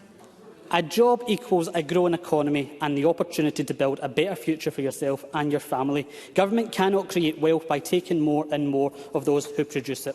Wealth is created by workers, shopkeepers, tradesmen and businesses that take risks, create jobs and contribute to communities. And that is why, no, I am not interested in taking interventions. I've already took one from the Cabinet Secretary. Let me make some progress. That is why I appear to be rattling all the right people. I'm enjoying this a lot, Deputy Presiding Officer. I'm really enjoying this. That is why Reform Scotland believes we must make work pay again. Our policy is straightforward. We would scrap Scotland's complicated six-band income tax system and align it with the three-band system elsewhere in the United Kingdom. We would then cut income tax rates below those paid elsewhere in the UK, allowing workers to keep more of their hard-earned money.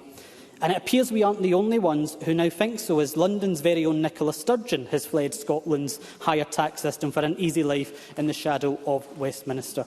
Now, Deputy Presiding Officer, we believe that lower and simpler taxes would reward work, encourage investment and make Scotland more competitive for businesses and skilled workers, and this will generate more tax revenue for public services. Unlike the SNP, we want Scotland to lead the UK, not leave the UK. Because for us, this is more than just numbers on a spreadsheet. The member's winding up. It's about small business owners who's wondering whether they can afford to take on another member of staff. It's about the parents struggling to pay rent or mortgage, fill the car and provide for their children. Those people do not need another lecture from politicians. They need a government that trusts them with their own money. Because every pound left in the pocket of a hard-working Scot is a pound that can be spent in a local shop, invested in businesses, saved for a home or used to support a family. This is how the economy grows, and it may be hard for the SNP to understand, but it's not rocket science. Now, for too long, Scotland has been held back by a political culture that believes government always knows best. They don't. The people who we are elected to serve know best. And we want a Scotland where if you work hard, stay here legally, contribute to our country and do the right thing, you can build a better life for yourself and your family. Thank you, Deputy Presiding Officer. To close the debate and making their first contribution in the Chamber, I call Minister Hannah Mary Goodlad.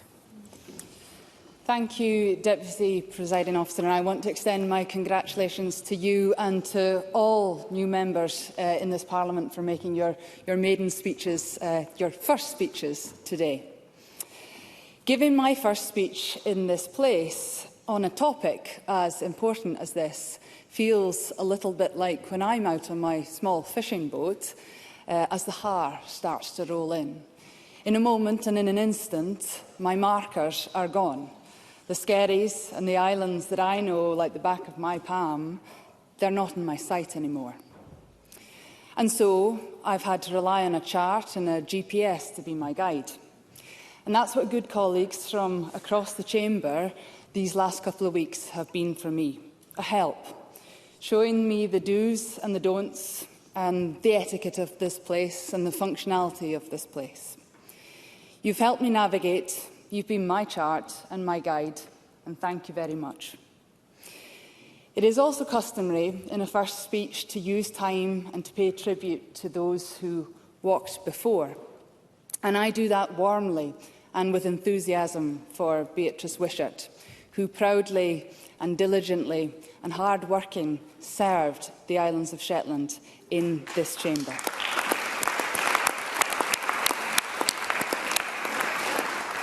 I also want to acknowledge and recognise the work that Beatrice did to advancing the rights of women and girls across Scotland. That was a passion of hers, and she was the first elected Member of Parliament or Member of Scottish Parliament in Shetland that was indeed a woman, and that had paved the way for many young women and girls who came after her. No mean feat, to be honest. It is my greatest joy to take this seat in the place of work and to be able to do the best of my ability for our beautiful home, the Shetland Islands. But Shetland is more than just beautiful. Our character is resilient, it is innovative, it is hugely ambitious. Someone once described to me Shetlanders as a muckle parton in a creel, and when he bursts on to the side of it, there'll be no slipping it until he's afore time. Basically, when Shetlanders get an idea, we run with it, with a tenacity and a determination that is unrivalled. The tenacity of the place and the people inspire me every single day.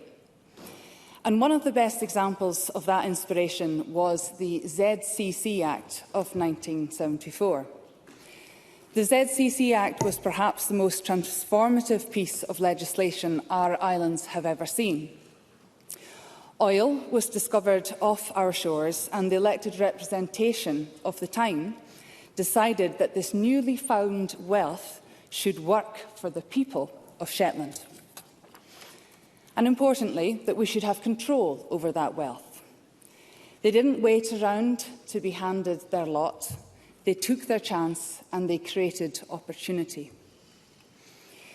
Those that crafted that vision were ridiculed. They were told it would never work. They were told that Shetland was too small, too remote, too weak, too naive. Get back in your lane and know your place. Does that sound familiar? But it did work. And over the years, their vision has created a substantial community wealth, which we have invested in our infrastructure, in our public services, charities and third sectors. A group of small islands at 60 degrees north punched above our weight big time. And we didn't accept no for an answer and had unbounded stamina, and we persevered. It's an attitude that Scotland can learn from. It's an attitude that Shetland needs to find once again. Because at the heart of that attitude is about the kind of society we want to create. What kind of Scotland do we want the next generation to inherit? And I want to move on to the substance of the debate today, because this is exactly it. It's about what kind of society we want the next generation to inherit. I thank and I commend all the first-time speakers today. It is not an easy position to be in, and everybody did a sterling effort and added to the substance of this debate. There are three themes that I have picked out. One is on cross-party collaboration. I could feel that in the chamber today. This idea that this is the Parliament, the telltale Parliament, where we will deliver real progress on massive issues that will be determining the success of our time. I think it was Michael Mara that mentioned that this will be the defining moment of our time, and the potential that lies ahead on getting this right is massive. So I really welcome the cross-party collaboration and talks and debate and discussion that will lie ahead. And that won't just happen in a budget sense, but that begins now. The potential that lies ahead within regards to public sector reform is vast as well. Moving towards more of a preventative model with joined-up thinking and services and efficiency right at the heart. And we'll hear more about that next week.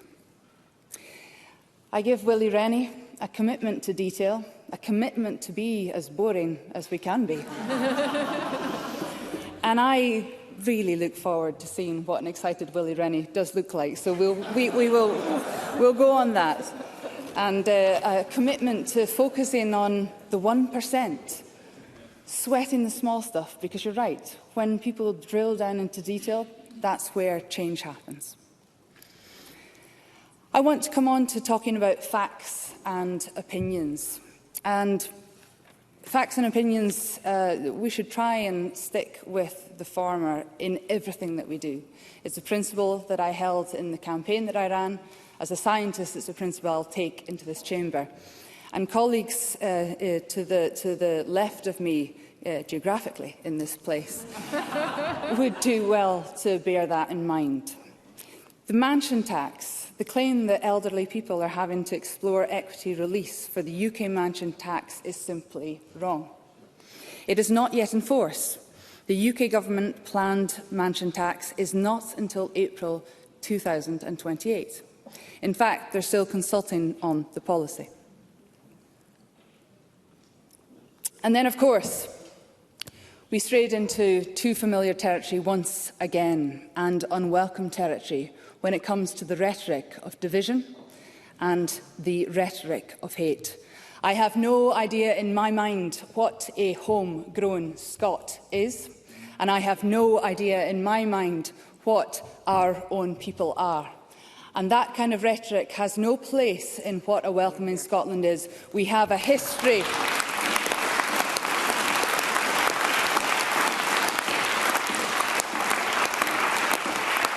And the members, again, to the left of me, geographically, we have a history of welcoming in this country, and we have a future of belonging. I'll finish on the ask and the offer, as my good colleague Katie Hagman detailed out. The ask is great here in Scotland, but the offer is greater. We have free tuition fees. Prescription fees are not here in this country. The child payment is ambitious, and it is keeping people out of poverty. We have a nationalised rail service and Scottish Water. We have a majority in this Parliament made up of different parties who have stood on manifestos for a progressive tax policy, and the voters have returned those parties in significant numbers to this Parliament. So let's give the voters the credit that they deserve and zoom in on that. Presiding officer, in Shetland, when we go to sea, we understand something important. You can only navigate with the tools that you have on board. You know where you want to go, but if someone else controls the engine or decides which fuel you're going to have, there are limits on how far you can steer. And that is the challenge that we face today. This government has used the powers available to this Parliament to build a progressive tax system. We have invested in public services and managed Scotland's finances responsibly, balancing the budget each year, as challenging as that is. But we have also had to contend with decisions made elsewhere. The recent increase in employer national insurance contributions is one such example. And that money could otherwise support our NHS, our schools and our communities. Yet, despite these pressures, we continue to make choices about fairness, about the kind of Scotland that we want to build. And that is why the Government has committed to a serious and informed discussion about wealth taxation. Not a rushed conversation, but one grounded in evidence. Now, a comprehensive review on wealth taxation will shortly be published, examining how wealth is taxed elsewhere, what lessons can be learned, including internationally, and what approaches may be relevant for Scotland.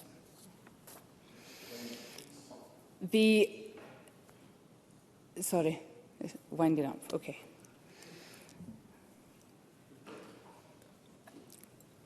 Let me just cut out some of this then. I can do that on the fly. And I'll make sure that I feed back in future that things have to be shorter. Basically, in 5 years from now, I want to look back on a different kind of Scotland, a Scotland more at peace with itself, and a country where public services are strong, sustainable and accessible.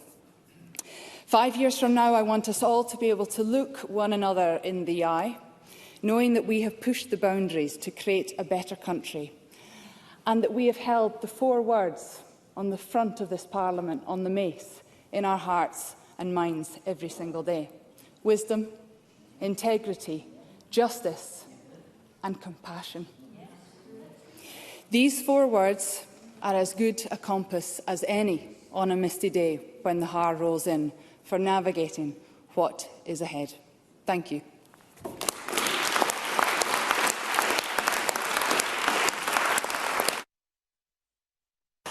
Thank you, Minister. That concludes the debate on wealth taxation for public services. It's now time to move on to the next item of business.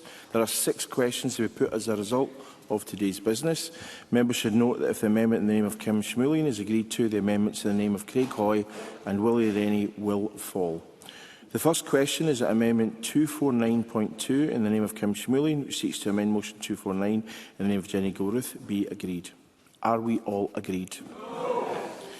We are not agreed, therefore we will move to a vote to be a short suspension to allow members to access the digital voting system.